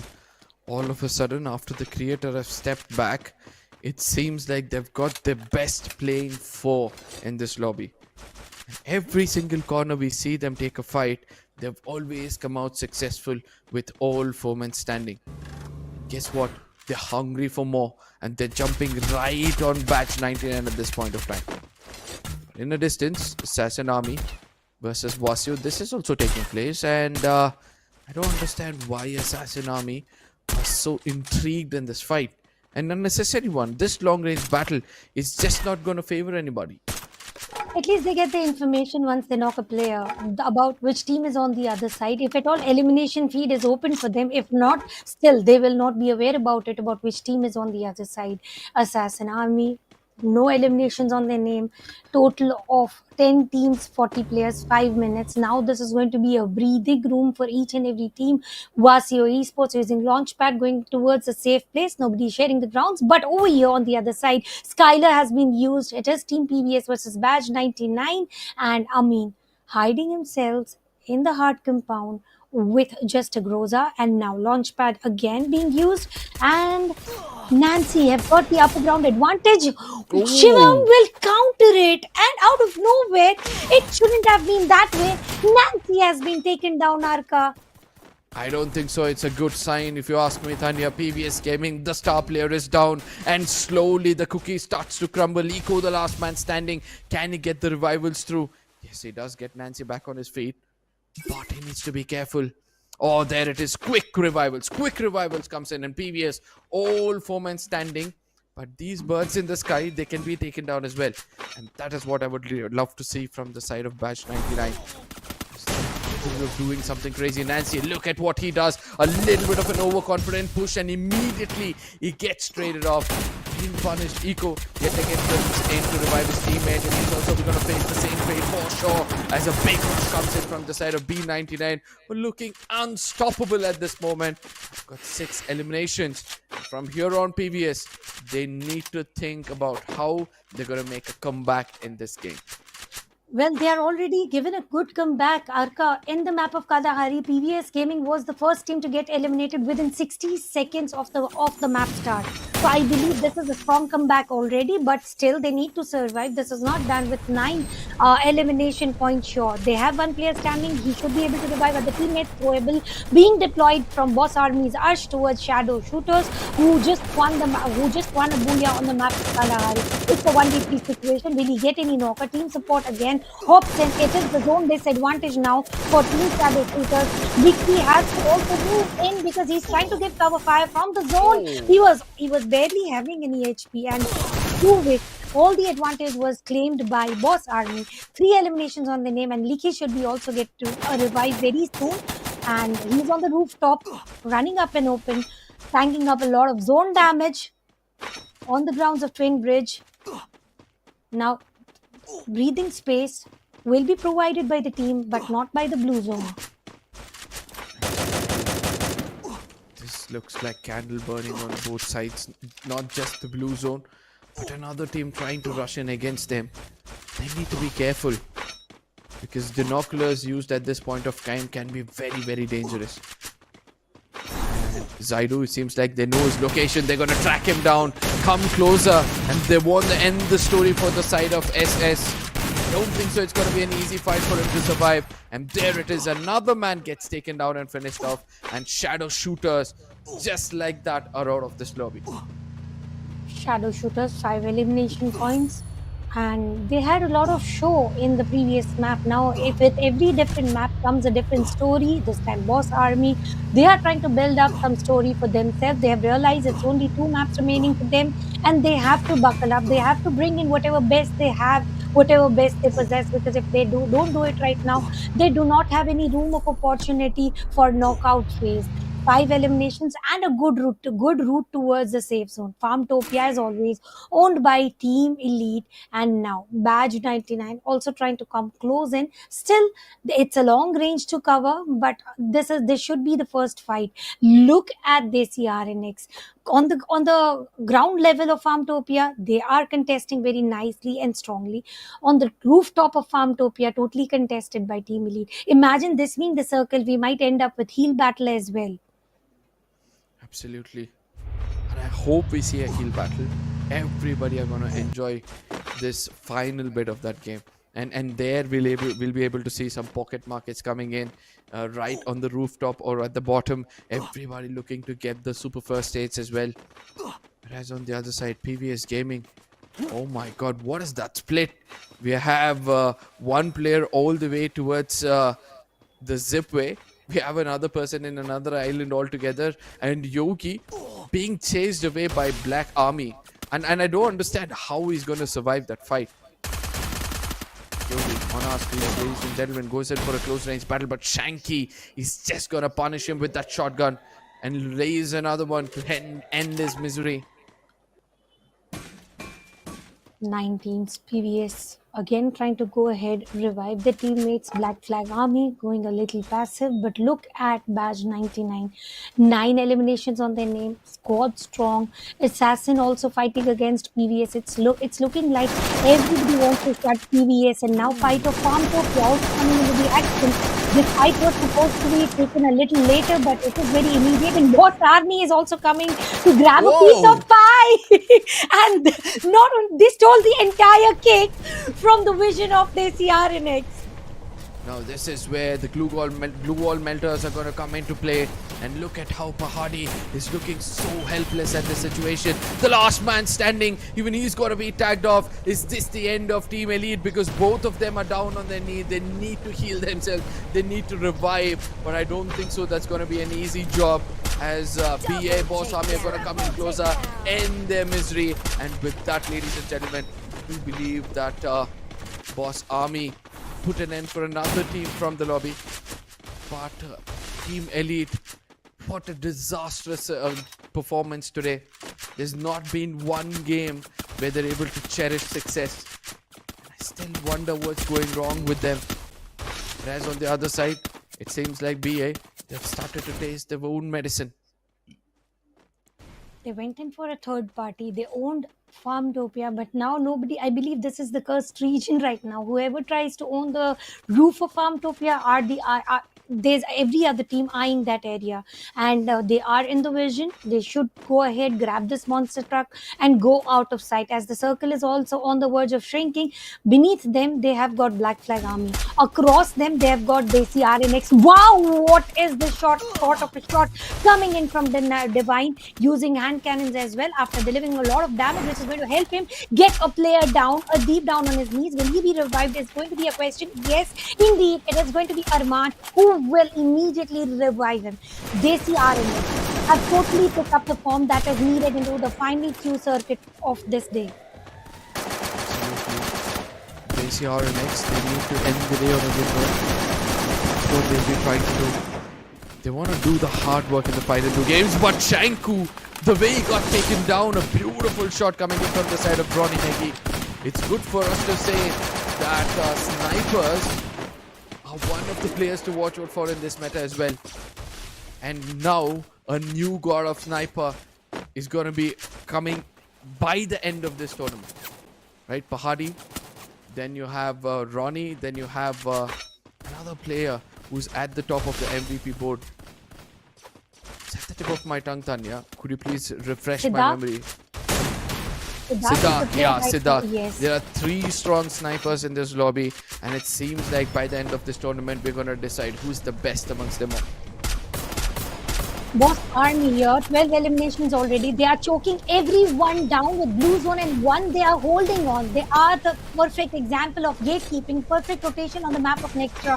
Badge 99 getting eliminated. 7 teams only remaining now. Not enough time to revive as well.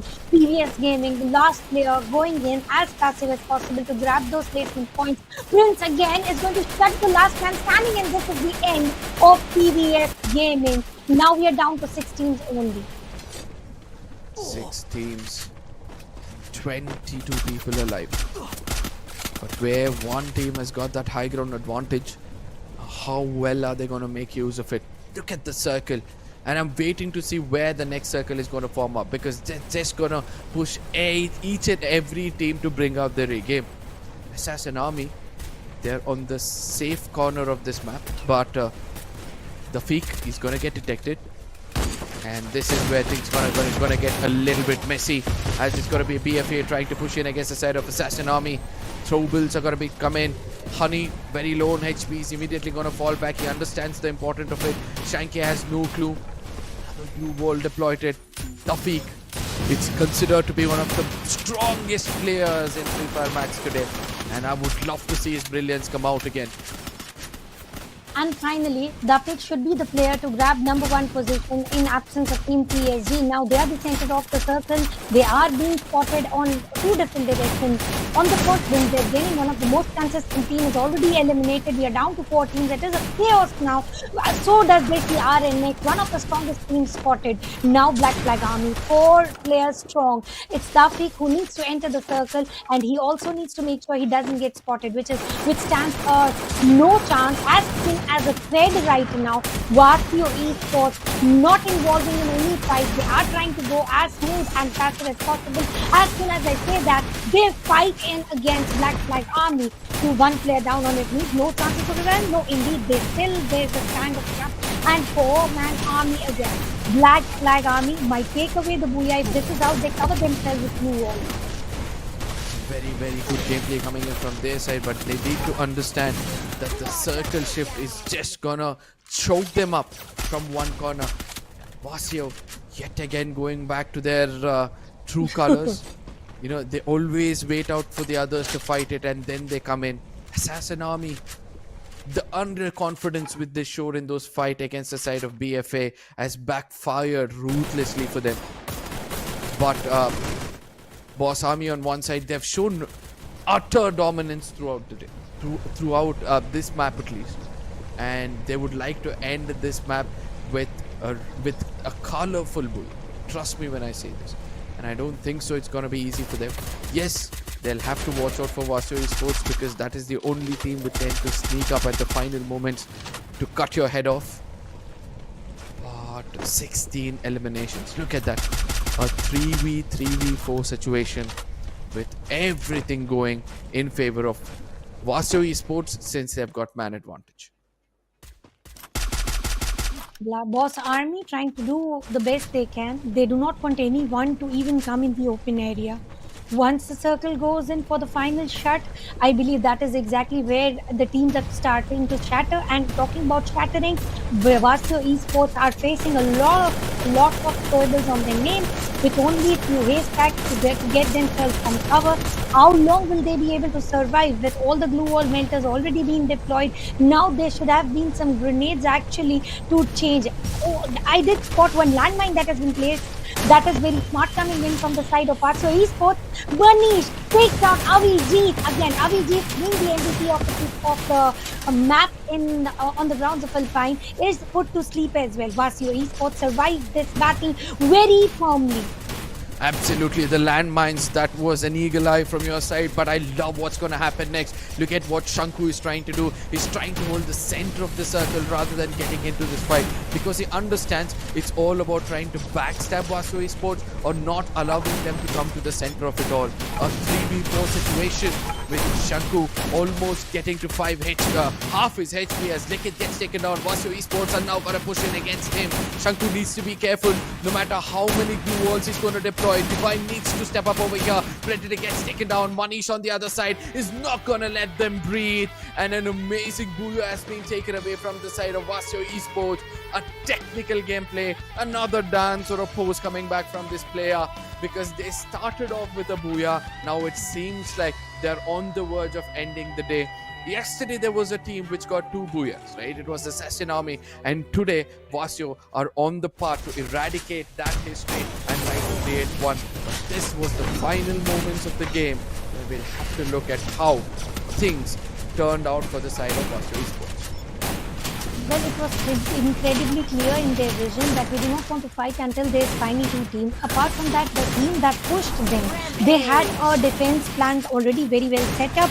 The player to just place few landmines, that was very well needed, much needed to not allow them to get eliminated. So it was a perfect defensive plan that was created. Yeah. Actually, the main plan was to continue what they did on the map of Bermuda, how they got themselves cocooned over a container to not engage in any fight. Same, they tried it with the hard compound they were holding on to, but zone did not allow them to. So still they had a defense plan. Vasio is the man who can make sure to survive until top 2, and then it's all about firepower and grab that Booyah. No, it's just not about the firepower. It's about placing which player at what scenario, because he knows his player's strengths and weaknesses, and he knows how to cover their weakness, and that's the best part of Vasio. I've been seeing this man from the get-go. Once he understands that my team's weakness is this, he tends to work on it rather than allowing the players, and that is how he always stays strong and conquers any given lobby at any given point of time in his life. But this is how things turned out in this map, where it all started off with some early eliminations where I really thought that PVS could have survived for a long period of time. Looking at their regression, it seems like, they were a bit over aggressive, and the split backfired ruthlessly. Badge 99 started off very strong but could not continue furthermore, because with the aggression coming in from 2 different directions was something that they were not expecting at all. Badge 99 also had to fight a lot in the zone itself because of the longest route taken, but worst I feel is for the team Elite. They had best of the compounds, best of the location, and team Desi RNX had their own plan to get those 4 elimination points. But look at Boss Army, the boss behavior, throwables being introduced there to the player who was reviving teammates, that is from the team Elite. Obviously Boss Army gets all the elimination points there. They had the height advantage, due to which they were also able to take few elimination points from Badge 99. Now Kaushik with that grenade launcher delivered a lot of damage already. It was about 3 teams remaining in the final circle. This was the camping area that I was talking about, holding themselves into the tent with the glue wall cocoon, which Blue Zone did not allow. I mean, look at how they executed the final fight as well.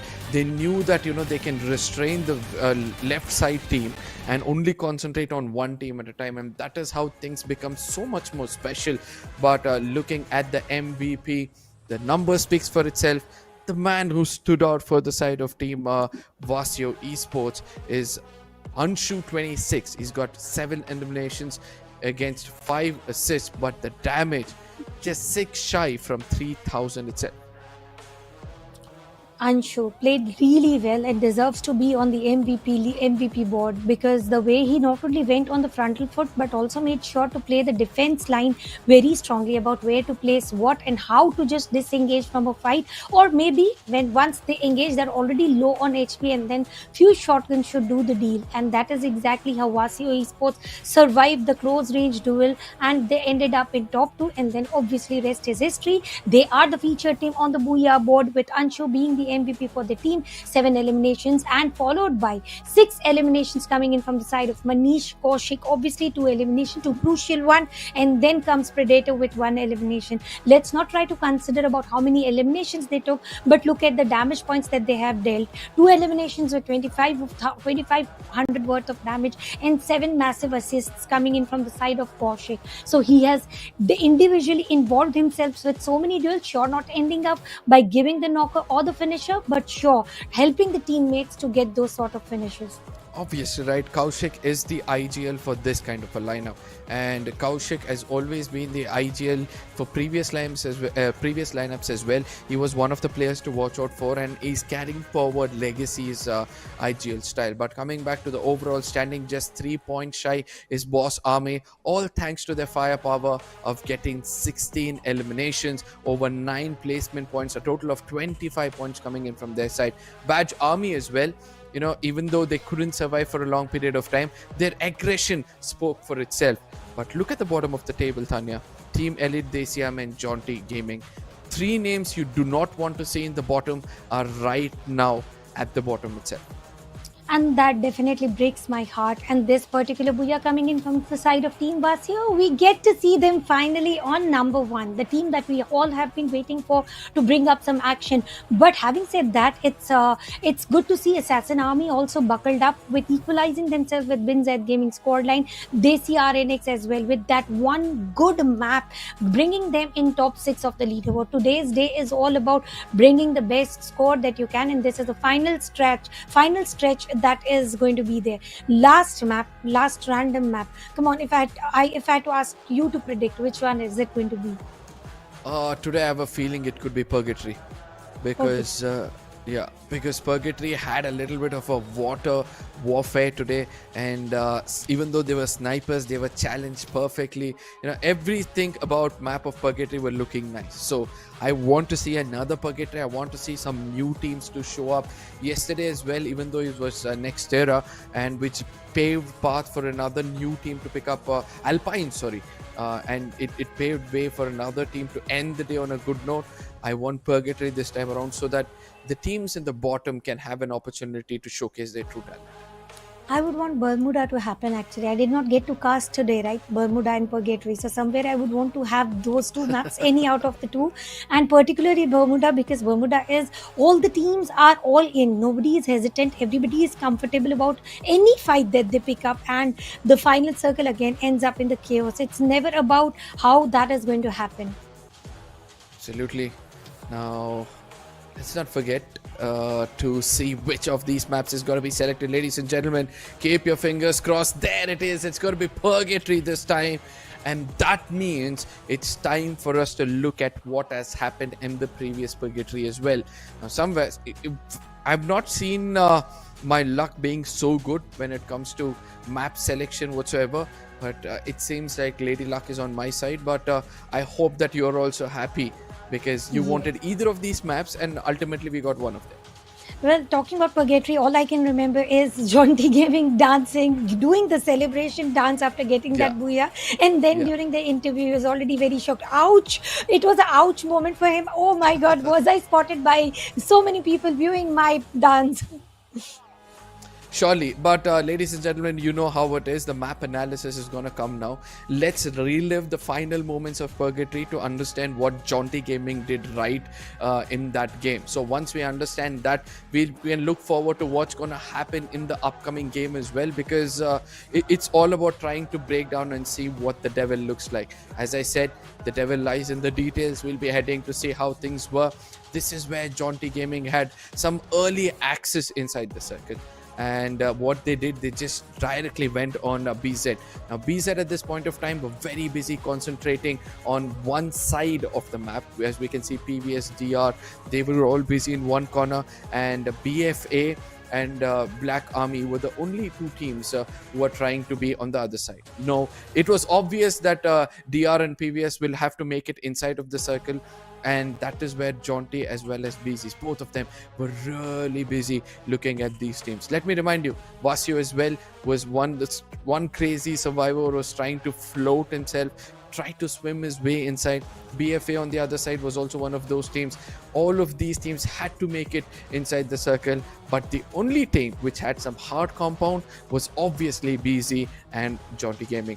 But it was not just that. When DR tried to make it inside, as well as BFA was also trying to make it inside, that is when BZ's became a little bit busy, and Jaunty Gaming was wanting an opportunities to strike. And let's not forget that Assassin Prince from a distance in the sniper tower was just watching all of this take place, and only fired when necessary to pick up those eliminations. And even though Jaunty Gaming had an idea that there's a player this side. They just concentrated on the teams in front of them. The final game took place in this red circle, where we saw Jaunty Gaming and DR as well. Now they see RNX, they were inside of the compound, and Jaunty were like, you know what, let's wait it out, let's take our time, because it was a 2v1v1 situation. They know everything was under their control. So what did they do? They waited for the solo man to come out in the open, and that is when they struck him hard.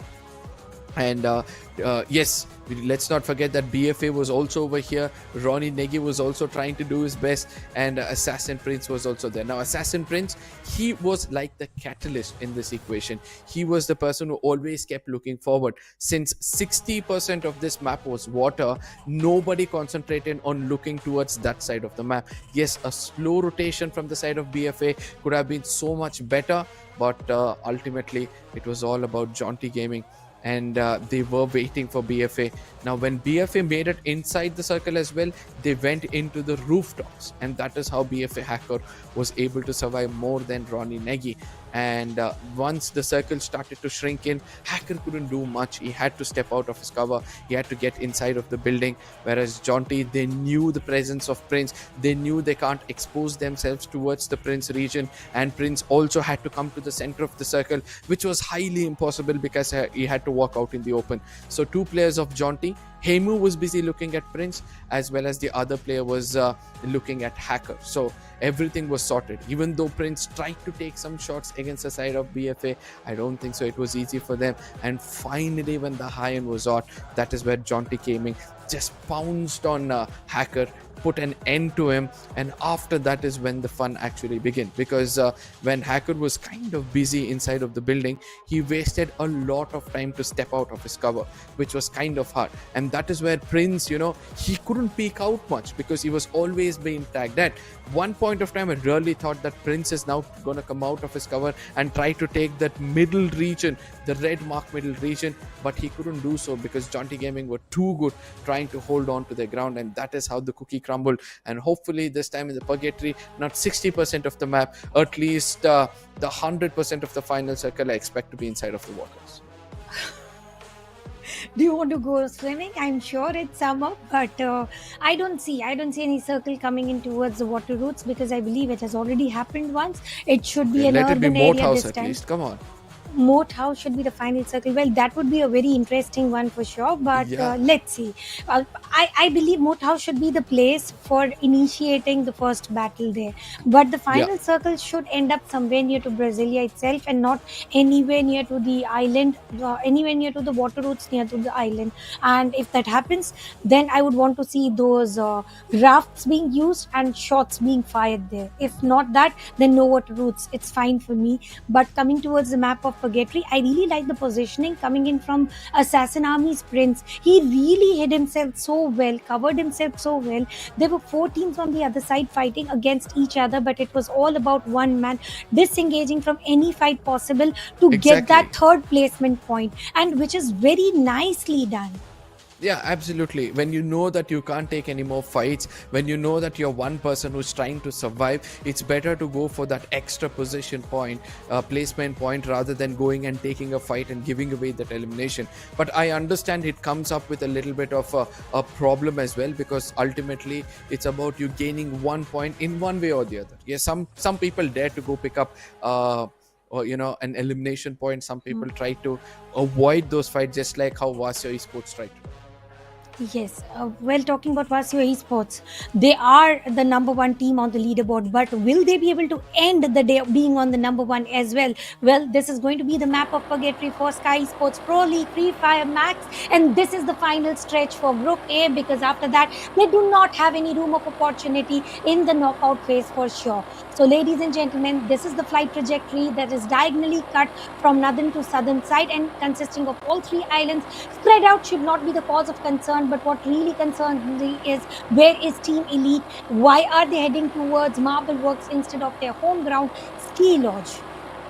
I don't know, some new strategy coming up, but Crossroads is where two teams are crossing path with one another, and PVS yet again with a kerfuffle with that of Daisy RNX, and I hope they both are prepared for what's going to happen over here.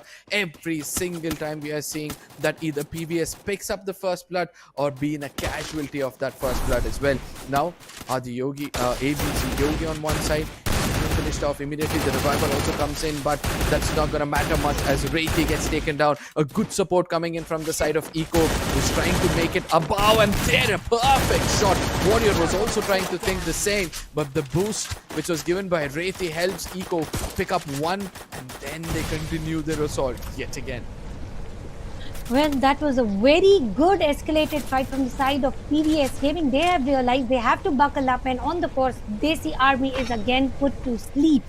They were one of the weakest links in this group currently, and there's nothing much more we can talk about. They could have been better for sure. As soon as I say that, other Desi team, already known as Desi RNX, were with humongous amount of elimination points and booyah points. They were not the booyah points, I believe, but yeah, only the elimination points. They were spotted on number 1. They are also eliminated. Now, this is going to bring in very strong shuffle to the overall scorecard. As soon as I say that, Assassin Prince also struggling to survive against Shadow Shooters Bache.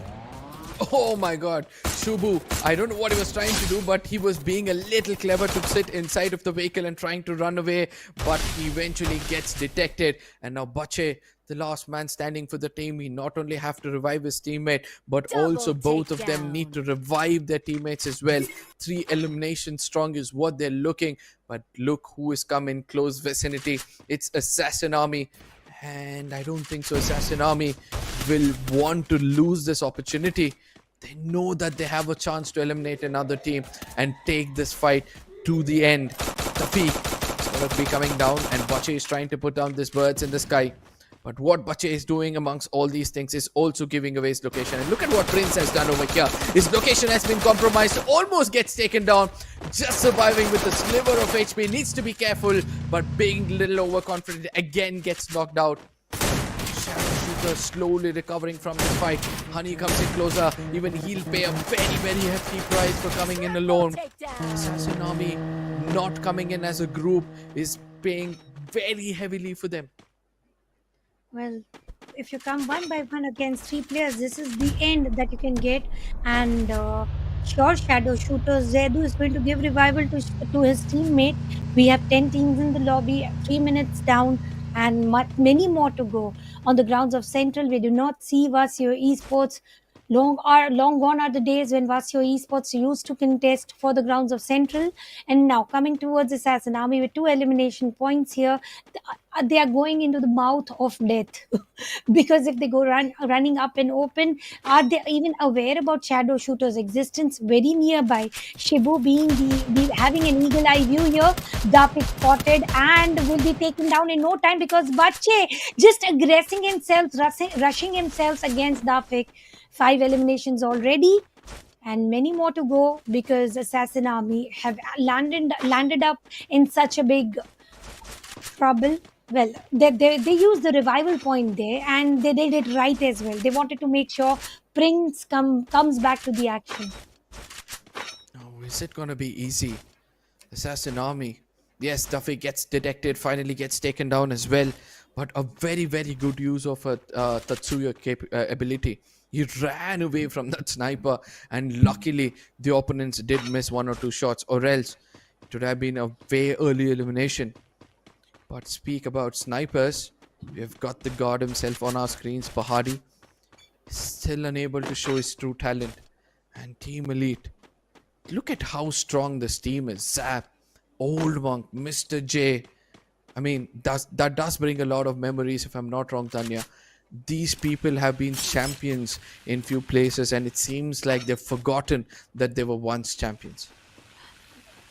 I believe they have to build up whatever they are building anytime soon. They're already 6 maps down now. Only 6 remain for Team Elite, which is going to be tomorrow. Tomorrow, the knockout phase is going to have Group A and C. Group B is already all done with 12 maps. And talking about talking about Pahari here, Pahari was wearing an amazing Godzilla suit, looked really, really nice on him, and which looked uniquely nice. Boss Army crossing the path, not engaging in any fight. Now that is shocking because Boss Army have got an habit. If they spot an enemy, they definitely go in engaging in all the fights possible, and they do. They do. They do, and they're gonna be reaping benefits for it. Yogi gets taken down, but PVS, they understand the importance of getting that loot in the arsenal and immediately falling back. But are they prepared for what's gonna happen next? Look at how the UAV is gonna be deployed to get the location of these players, but it's just in the wrong direction. And PVS are gonna survive for a few more minutes. Shanku has come in and relayed the information that he can see a glue wall, and now they know the location. Absolutely, PBS. Now they have a trump card in their hand. They can punish the opponents, but Eco gets taken down. Reiti and Nancy have a great opportunity. Reiti trying to do his best in the close range is also going to fall prey for the strap. Nancy, the last man standing. I hope he doesn't get detected. He also does by another team at a distance. And with this, ladies and gentlemen, PBS also bids goodbye from the lobby. But look at what's happening over here. Boss Army versus that of BFA, which is taking place. And it seems like BFA are having fun taking down ruthlessly the side of BA. Like Army against Boss Army. Two armies are up against each other, and now it's going to be Abhijit, who's already down on his knees with the long range weapon coming in from Boss Army's side. Divine was the sniper there. Shanku down on his knees as well. So does Shanky. Arsh is also down. But now, will there be any support system coming in? Will there be any revival? That still stands a question. What a shot connection coming in from the side of Divine, but he will be immediately traded off and getting eliminated. Now, the lifeline is only Licky, who was very well aware about the threats that they were holding upon. Now, Boss Army's last man using the vehicle, chasing out of sight to go ahead and revive his teammates, because that is how exactly they can win. Again, a passive set of mind from Team Elite Arca. Now it's high time they remember that they are the strongest team within the lobby and they can do whatever they want to. And all they are doing is just holding an angle and then being shutted down by any team who is crossing them. Now, Pahari. I see a sniper being held by Pahari. I'm like, go for it, go for it. You've got the talent, go for it. After all, you're called the god of sniper. But again, it seems like they're having a mature gameplay. If you see, Pahari is trying to hold the center of the circle. He feels that somewhere the circle might end up right next to the river shorelines. And that's why he's got that 1v3 split. He's thinking about ending the day on a good note. Even though I know that it's a good sign, but with no eliminations, in case something goes wrong, they'll have nothing to breathe upon. Look at what's happening over here. Russia is holding on to his nerve, and I wonder how Level Up did not detect him behind this pillar of the bridge. And there was an opportunity as well for him to take down the player, but I wonder why he's holding back. Heimu, he does look at him, but look at how the spread is. BFA trying to make it inside the circle now. Binoculars being used just to make sure that there's nobody inside of the circle as they make it in. Look at what's happening. Russia slowly takes advantage of being silent so far and immediately gets one confirmation as well. Well, what sort of a trigger discipline was it, buddy? It takes a lot of effort to be so patient that whenever you hit hard. And it was Wolverine who faced the straps of trigger discipline. Coming back to the Assassin Army, they've got no good cover. All they have got is a lot of blue walls with, again, blue wall melters, flame guns being used, assassins, honey and Dapit. There's no way they can survive. That sort of M79s being used. Old Monk using the grenade launcher, the ultimate weapon to decimate the existence of Assassin Army. Finally, we get to see Team Elite bringing in up some good action on the table. Old Monk, it's like the beast has found his weapon. It's like He-Man has pulled out a sword. I would love to see Old Monk more with those grenade launchers. And who can forget what wonders he can do with that one, gun in his hand. Hoping to see some more of this action anytime soon. But Team Elite, now they understand the circle is away from them. Before they head inside the circle, they also want to understand the importance of checking their backlines. Finally, 3 eliminations. And Pahadi sniper See, look at how the binoculars have been used, perfectly placed. Now the complete location of BZs have been revealed, right? And now they'll be very, very careful, not being detected, but shots are going to be given towards them.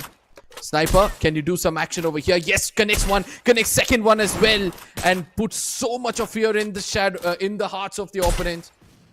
And the Skylar ability as well to remove those glue walls as quickly as possible. And Pahadi, he's aware somebody's coming from the backlines. He's holding an angle. And look at Vincent. Well, this is what exactly Pahadi is made of, and these are the shots that we would want to see from Pahadi. And finally, by the end of the day, it is Team Elite showing its true colors. Team Elite trying to enter Team Elite just beneath them. Winzers have not got any elimination points, but several knocks, and the players have been revived. A good cover fire, a good rush, a perfect execution coming in from the side of Team Elite. This should be the end of Winzers gaming here. If at all Yan Shubo survives this duel, then there could be some difference. And no, Pahadi is very sure of getting one, followed by other support coming in from Old Mock. Team Elite, Mr. J bags 4 eliminations, and it is a squad wipe in a minute of execution. This is perfection. This is Team Elite, and this is what exactly we missed coming in from the side of Team Elite. Now Shadow shooters, they need to be careful. They're trying to taunt the bear. Pahadi gets taken down. Team Elite, they're going to be regretting this decision. But from a distance, what they can do is try to save their teammate. And all they can do is see him succumb to the fight which took place so close to his, his vicinity. But again, they have an opportunity. But look at Old Monk, 9 eliminations. A solo lion roaring right now in this lobby. But he needs to be careful. He needs to understand that he needs to revive his IGL. Pahadi, with that sniper in his hand yet again, can do a lot of damage. And the kind of opening he again prepared for his team was phenomenal. As on the other side, we have Black Flag Army. They have their eyes set on, and they're just gonna make sure that Black Army says goodbye from the lobby. Liquid just coming out and laying in the open shows the opponent that, you know what, I'm right here. Finish me off and make sure that you have that elimination point. Shadow shooters already eliminated. Black Flag Army, 13 eliminations already. Vasi on the grounds of Brasilia, being in the center of the circle, very closely attached to Jaunty Gaming, as well as Badge 99. Team Elite also finally trying to enter the circle. There are only 2 men Army over there, so they have to make sure they go as passive as possible and do not engage themselves into the fight, due to which they do not get any placement points. 18 players in the lobby, 5 teams, only 2 teams having the eliminations on their name, which is Black Flag Army and Team Elite. Badge 99, Jaunty Gaming, Team Vasio, they still have to open an account in terms of elimination. Chrono ability being used here will buy themselves enough time to revive and also heal up. And now flame guns, well, it is a hellfire coming from above. Absolutely, couldn't have said that better. But Vasio Esports, the silent slithering snakes. Look at what Manish is doing, setting up another landmine. He knows the importance of using those utilities. As BFA, they need to be careful. They can't stay here for a long time. And I wonder what has happened to Team Elite until now. Have they revived their play? They have not. They'll be looking to end things on a good note. But the circle is just going to betray them to go far away from them. But again, the stars have aligned, ladies and gentlemen, for the side of Vasio as well as the side of BFA. Well, right now it's Badge 99. The team to not be in the center of the circle has got all the advantage to get all the knockdown players as well as knock down the players and get elimination points through the windows, through the pixels. They are able to deliver a lot of damage, and having said that, it is level up using hand cannons to get those eliminations, or maybe knocks for now, because the players are being... Nope! There was a second shot fired from level up from hand cannon and gets the elimination point secured. It is the first elimination points procured by Jaunty Gaming. 3 teams surviving just for the sake of placement points, and no elimination points gets an opener finally. It's only Wolverine who hasn't been eliminated yet. He has got the revival points ready, but I believe there's not much of advantage here. Hemu trying to get elimination points as well. Throwables being exchanged to no knock, to no harm. This is where things are going to turn interesting, because Vasio are in the first floor, and the same goes for Badge 99. Whereas Jaunty on the other side, they have one opportunity to come around the building and try to capture the only hard compounds inside the circle. Now they can do that very well. Whereas Vasio on the other side, they know they've lived this moment not once but twice but thrice. I don't know how many times they've lived this moment. Oh, Look at what happens over here. Abai gets taken down. Batch 99, they need to be careful. They need to now make it to the center of the circle, and that is where things can go wrong. And look at what happens. Predator tried to extend himself with that glowing Naruto. He's going to be punished, and Kaushik is waiting for an opportunity to strike. In case Badge as well as Jaunty try to come out of the hard compounds, that is when these two teams are just going to go berserk. Vasio as well as Black Flag Army. 4 teams, 13 players waiting for the circle to take an action, and they do not want to engage in any fight. Jaunty Gaming and Vasio, both of them having 4-man strong army. It is Badge 99. They are facing a lot of throwables coming from both the direction, and they might have ended up using all the health.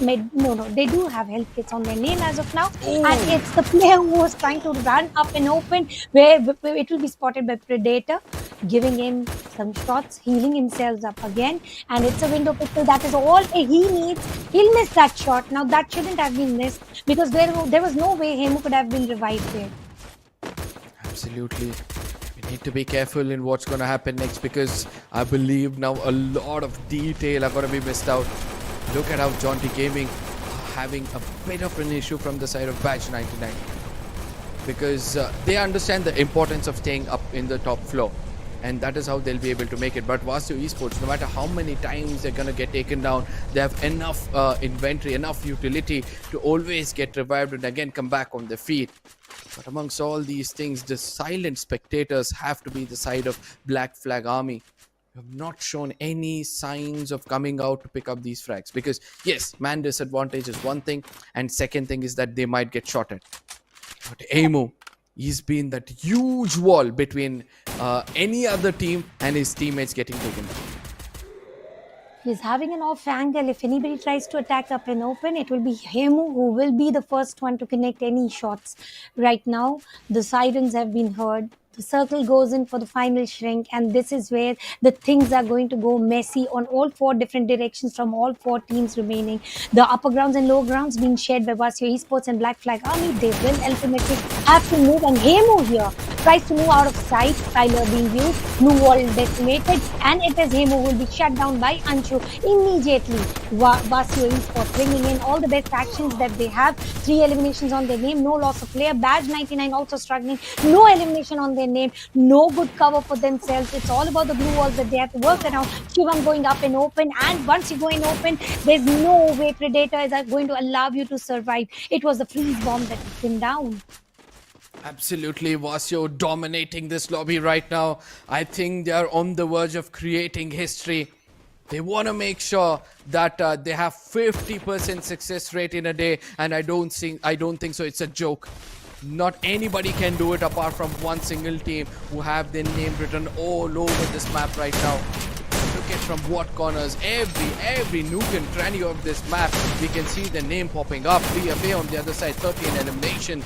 They also know that they might be to the center of the circle, and they will look forward to going for a heal battle as well. 13 in the hands of Hacker.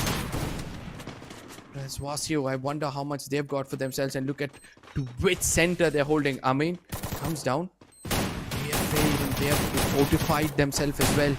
Now everybody are going to step out of this cover. Look at how Manish has come out. He knows Amin's location. He needs to be careful. And that is where another elimination might go in their favor. And there it is. BFA completely shut down the side of Jaunty Gaming. And Vasio Esports are also trying to do the same as well.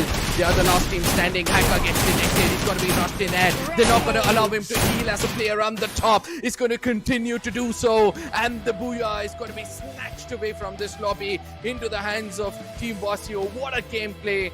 3 Booyahs in a single day shows that this team is the team to reckon with. This team is the team to watch out for.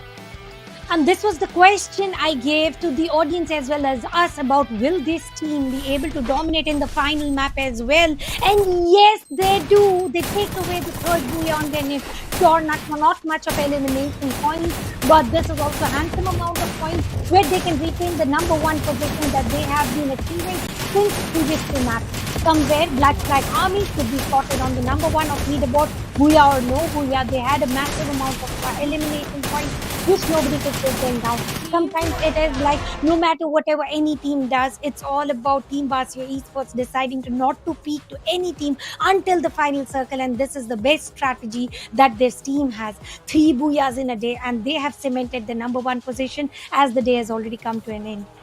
I mean, I just loved every bit of that game. I mean, just imagine you have Ansh, who's so strong when it comes to close range. Your whole team can just rely on you and just relax. And that 1v3 split, the advantage you have when you have 4 men standing in the final circle, that has been beautifully portrayed by the side of Vasio Esports over here. What they did, they retained one player on first floor, sent the rest 3 of them to the bottom, made sure that the opponents do not heal but are busy deploying glue walls, so that the player on top can heal himself and somehow pull his team into booyah. And that was phenomenally done. But this is how the cookie crumble. I would love Thanya to take us through. Team PVS, well, they did definitely try to bring in whatever best they could, but ultimately they went in for few elimination points, could not end up absolutely cleanly surviving until top 3, because once the victors turned into victims of other teams. Right now, Boss Army, they had a good strategy as well, but ultimately the split that they went into, they lost a few players. Shadow shooters, they had a perfect angle, perfect position, but somewhere around the corner they started losing players, and then going towards revival point made them lose much more. Boss Army, they had nowhere to go. It was Black Flag Army who hoisted their flags on that particular ground. All they had to do is leave the grounds of Central and move towards the safe zone. Team Elites, this battle was worth watching million times, because here I got the glimpse of what actually Team Elite is built up of. Absolutely, but Pahadi's distance somehow backfired, because shadow shooters, and then stuck Pahadi. Even though they were eliminated, they did the biggest damage they could against the side of Team Elite. And in case Pahadi was surviving until the final moments of this game, I'm 100% sure they would have been the right contenders for the side of Vasio Esports. Black Flag Army again, they had 13 eliminations already when 5 teams are surviving, and then everybody who's trying to move out of the hard compound. And yeah, this is the jump from the window which you were talking about. Players are already very low on HP. All they had to do was connect Itsy and Bitsy of few lids, and then ending up with 8 elimination points. Vasio Esports gained that third buoy on their name, and MVP, obviously there was nobody but Anshu with 3 elimination points, 3 assists, and 1962 worth of damage points. Sure doesn't match up to the elimination points, but sure, he did bring in some knocks on the table which could not be confirmed.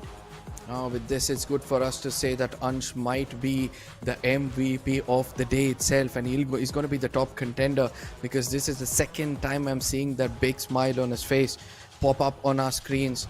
And Vasio Esports, oh my goodness, they came in with an intent, they came in with a mission, and they've successfully completed that mission to gain as many booyahs as possible. And look at that. They not have much eliminations, to be frank. Look at how Kaushik, he has just got 300 damage, barely any damage being dealt from his side. His job was just to heal his teammates, make sure that he enjoys the view of the assault which these teammates are going to do. Then you have this side of Manish, who was trying to always keep the enemies at bay. Then you have Ansh and Predator. Predator especially, he never gave up the top of that building, even though he's been shot at several times and got knocked out several times itself. It was all about the control of the center of the position, and it was a good zone read. Vasio Esports has got somewhere a particular zone read, which definitely ends up for them being into the final circle. Coming towards the overall scorecard, we both were very sure of that it's Black Flag Army with the 17 elimination points that they earned, with total of 26 points. Second position on the chart, Team Vasio bagging a booyah with 20 total points. Team Elite finally spotted in top 3 with 18 points. Now it is Bin Z. Finally, they are shaken. They are not spotted in top 3. PBS Gaming tried their best, couldn't come in with the true colors which they wanted to show. Boss Army picked up the momentum but could not retain towards rotation, where they were knocked down or eliminated by Black Flag Army. Absolutely. Now these are the moments for us to cherish the overall standing of day 2, or the standings of day 2 for now, and look at how many times we're able to see Vasio Esports on left side, from Bermuda to next era to Purgatory. And if they conquer Alpine and Kalahari, it's good for us to say that the kings of every single map they play.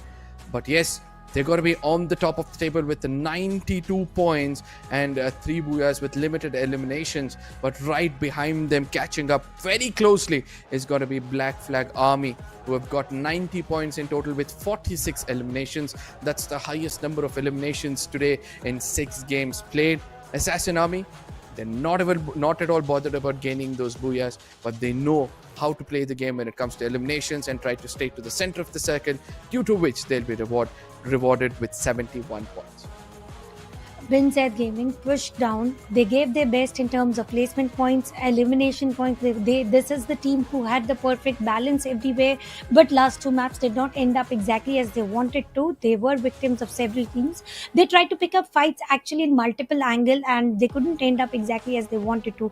Talking about the MVP leaders, here we go ahead with number 1 being Anshu. Obviously, there's no competition there, with total of 16,313 damage dealt by him. Coming towards the second MVP leader, which is Assassin Army's Prince, and third comes TSG Legend with 24 eliminations on his name. 28, 26, 24, pretty close. But the interesting part is PSG Legend not playing today, still being spotted in top 3. Now that is something he has already delivered, worth of 12 maps in total of 6 maps that he's played, followed by Hemu and Gyan Roop. They are with 18 and 17 eliminations respectively. Absolutely well said. Legend has already done the job for 12 maps, and just imagine what he can bring to the table tomorrow, because this team is going to be coming back to decimate the lobby. But we have to be careful, because their strategy is now an open book. But look at the elimination leader right now. On the top is going to be Ansh with 28 eliminations. Dafiq is going to be catching up closely with 27. We had Prince yesterday on top of it all with 26, but it seems like 2 of these assaulters are now trying to replace them. But no, Sadiq was the person yesterday who ended up on the first place. I'm sorry, but Prince and Dafiq, both of them have somehow caught up to the top 3 position. But ladies and gentlemen, the overall standing, and now we have Vasio on the top spot with 159 points after 12 games being played. It's good for us to say there's no way we're gonna miss them in the grand finals. Assassin Army as well, they played their 12 games. Now the question arises, can Desi Army make it? I don't think so. But let's look at the cutoff which is happening over here. The 12 games played, and there's just 2 teams who are in that 5th to 6th position itself. Talking about top 6 here, there's only one team who is spotted with six matches played and are there retaining their position, to nobody take them down of the first part of the leaderboard. Somewhere TSG was one of the most dominant team, gained 127 points out of 6 maps, and there are teams which are, even if we add up to 2 to 3 teams, there is going to be then the score of 127 points. Team Vasio definitely ruled the day today, with the only team having a triple booyah on their name. Sure, we do have 2 booyahs on the name of Assassin Army. They couldn't have one today. Prince tried to deliver whatever they had to. But Team Vasio, finally, Arka, we were waiting for the moment to say that Team Vasio is now not overshadowed by any new teams coming along towards the match of Skyesports Pro League FFM Max. Absolutely. I mean, I just loved every bit of today, because there are some stars who are showing that they are the next rulers. And just imagine, now we have Vasio and his teammates, the new set of youngsters who are actually showing that they are capable of carrying forward the legacy of Vasio Esports, and he has chosen the right kind of lads for himself. And whereas on the other side we have Team Elite, who need to step up, who have now understood, they've learned the lesson the hard way, but that doesn't mean that they can't bounce back. Tomorrow we can expect them, but now we'll be heading towards the interview which is happening on the Hindi desk, and let's see what the से है, मुमकिन है, पर 3 बूयास भी हैं, ये नया line जुड़ जाएगा आज। भाई थैंक यू। और फिर बताओ कैसा लगा आज 3 भूया? 3 भूया तो हम लोग को बहुत अच्छा लगा, बट मैं ये जानना चाहता हूँ कि कल का दिन था, ठीक है, कल का दिन एक भी भूया नहीं निकला, ऐसा एक दिन में क्या कर दिया कि आज 1 नहीं 2 नहीं 3 भूया निकाल दिए?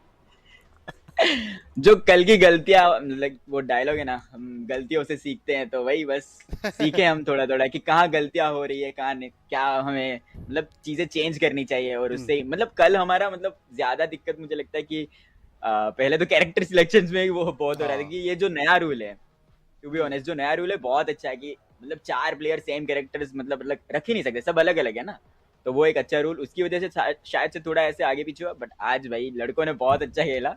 Of course. अंशु तीनों बार अंशु MVP, तो मतलब अंशु का क्या सीन था और किस तरीके से वो गेम खेल रहे थे आज? देखो सच बताता हूँ, जितना मतलब मेरे से ज्यादा जो एक और बंदा है जो अभी सीन में नहीं है, जिसका नाम अभी नहीं है, मतलब वो आसपास ही है हमारे, आप उसको देख भी सकते हो शायद से, उनका ज्यादा योगदान है, तो वो ज्यादा बता पाते अपने को। और अंशु भाई सच्ची में बहुत प्यारा खेलता है और अच्छा है, लड़का भी बहुत अच्छा है, और होप सो वो भाई बहुत आगे जाए। तो अपकमिंग स्टार नहीं, वो स्टार ही है, वो स्टार ही है भाई, वो स्टार है। जय अंशु स्टार है, पर मैं वासु आपसे एक चीज पूछूंगा कि अभी इस टाइम पे आप लोग किस तरीके से ड्रिल कर रहे हो, किस तरीके से ग्राइंड कर रहे हो, क्योंकि एक नया फॉर्मेट है and I think so Vasu आपके लिए भी काफी कुछ नया होगा सीखने को, देखने को, क्योंकि नए रूल्स आए हैं। तो किस तरीके से ड्रिल कर रहे हो आजकल एंड क्या प्लानिंग चल रही है आजकल टीम के बीच में? मतलब ज्यादा कुछ सीक्रेट्स मत बताओ, ओवरऑल तो यही है कि लाइक अभी हम जो छोटी छोटी इवेंट्स होती हैं उसमें थोड़ा अग्रेसिव खेलने की ट्राई कर रहे हैं, क्योंकि आपको पता है कि जो रूल है 80 पॉइंट्स वाला, तो उसके लिए वो थोड़ा जल्दी उसका 80 पॉइंट्स रिकवर करने की कोशिश करते हैं, फिर आखिरी लास्ट के जो मैचेस होंगे उसके पे फोकस कर रहे हैं। Great thank you so much वासियो, बहुत बहुत शुक्रिया हम लोग के साथ जुड़ने के लिए and we wish you all the best. आप आगे भी ऐसे ही परफॉर्म करो। Thank you so much for joining. Thank you. Arka, there's one thing that he said. We learned from our yesterday's mistake to make sure that today everything falls right. Now that should be the perfect mentality, and this is Mr. Vasio himself, Vasio Esports team that is participating. And if this is the mentality passed on to the teammates, I believe you will always learn for your mistakes and show your growth. And today it was all the difference coming in from this entire team. Now this is what experienced players carry. They know how to learn from their mistakes like in the snap of a finger. They do not have to wait for somebody to come and point out that this is your mistake, this is what is happening. Now when you have a player like Vasio in your team, it's like having the big brain of Free Fire Max, and all you have to do is just connect to this mind, try to understand. He also spoke about how they train themselves throughout, right? When it comes to small tournaments or small scrims, what they do is tend to play a little bit aggressive so they can keep their firepower intact. And when it comes to the main games, they have this controlled aggression mindset, which has always been a great success for this team. So I think he's enjoying.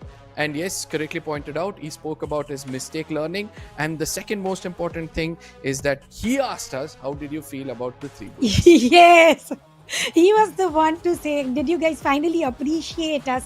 And he also appreciated the tournament format about each individual not being able to repeat the active ability, due to which he said yesterday was our settling point. Today we understood the concept and tried to rearrange about the active abilities, which helped us earn 3 booyahs back to back. No, not sure back to back, but yeah, total of 3 booyahs on the name. So somewhere they are learning and also appreciating altogether about how not the repetition of any one skill. Or see, if there's all players using one skill, the Free Fire Max's main concern is about how you can distribute the abilities to bring in best Exactly. team. And that is the exact example which Vasio Esports brought into the table. Yeah, absolutely. Now, if Vasio are able to learn this quickly, I can expect Team Elite to also do the same because they've got three big brains out there. Old Monk slowly able to show off his true firepower skills with the grenade launcher. Pahadi slowly coming back to show his sniper skills. So it seems like, even this team is back in its track. And tomorrow's domination, it's good for us to say that TSG might find a team to challenge them on top of the table, just in case Team Elite actually shows up with their true colors. Again, Total Gaming as well is another big team which we need to speak about, who have not done that great when it comes to day one, and they will also be learning from their mistakes. They'll also be sitting and watching because they've got some abundance experience sitting in the brains of Aju. Yes, absolutely. Team Total Gaming is one of the team to watch out for tomorrow. Team Elite as well, and obviously my eyes are all upon what does Team TSG does it, because it's everything that they have done already. All they have to do is just survive and get 3 points, elimination points, because they've got strongest firepower. If we talk about Legend himself, I mean Sidak and Legend, one rusher or assaulter and one support player. These two are the men that needs to be talked about multiple times. If these two men are surviving, then they don't have to go brutally strong on planning or strategizing the entire map. Yes, absolutely. But at the same time, ladies and gentlemen, I just hope that you guys enjoyed every single game which took place over here. You guys are watching Free Fire Max Skyesports Pro League. This is me, Arka, with me is Tanya. With a heavy heart, we're going to say goodbye for today, but we're going to be coming back tomorrow, the final day. Let me tell you this, tomorrow it's going to be a brawl between all these teams. So until tomorrow, get some good sleep. See you guys tomorrow. Adios, take care, and bye-bye. Fire that we can't live without, yeah. I can't lie, I'm burning white, but my own mind needs you inside. I feel this time it's on tonight, but wishing I'm not seeing light. And if I'm right, I've seen the sign. Seems like there's no more lonely nights, no. Then I guess I know that I'm feeling the fire. I can see nothing in our way when we're catching on fire. When we're both here taking the day, are you ready for fire? Cause it seems we're on the same flame, and I feel this heat in the space. Then I guess I know that I'm feeling the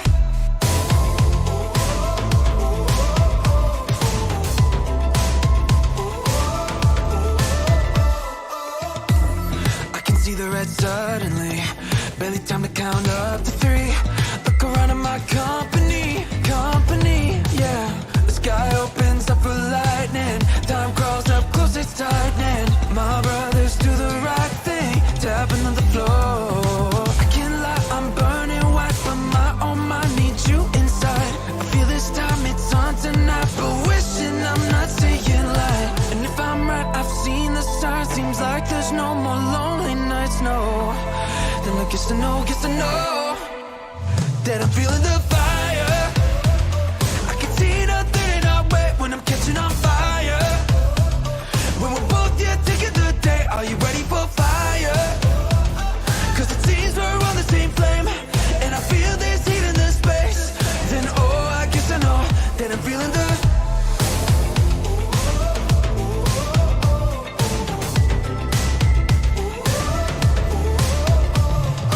watch the clouds break apart. Are we going back to the start?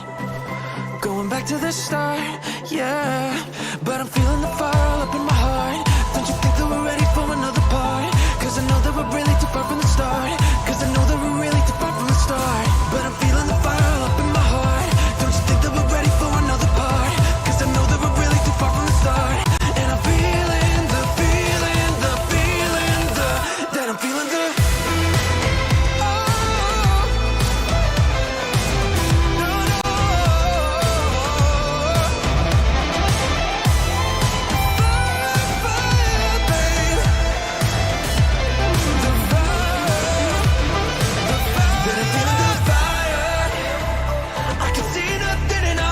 the catching on fire.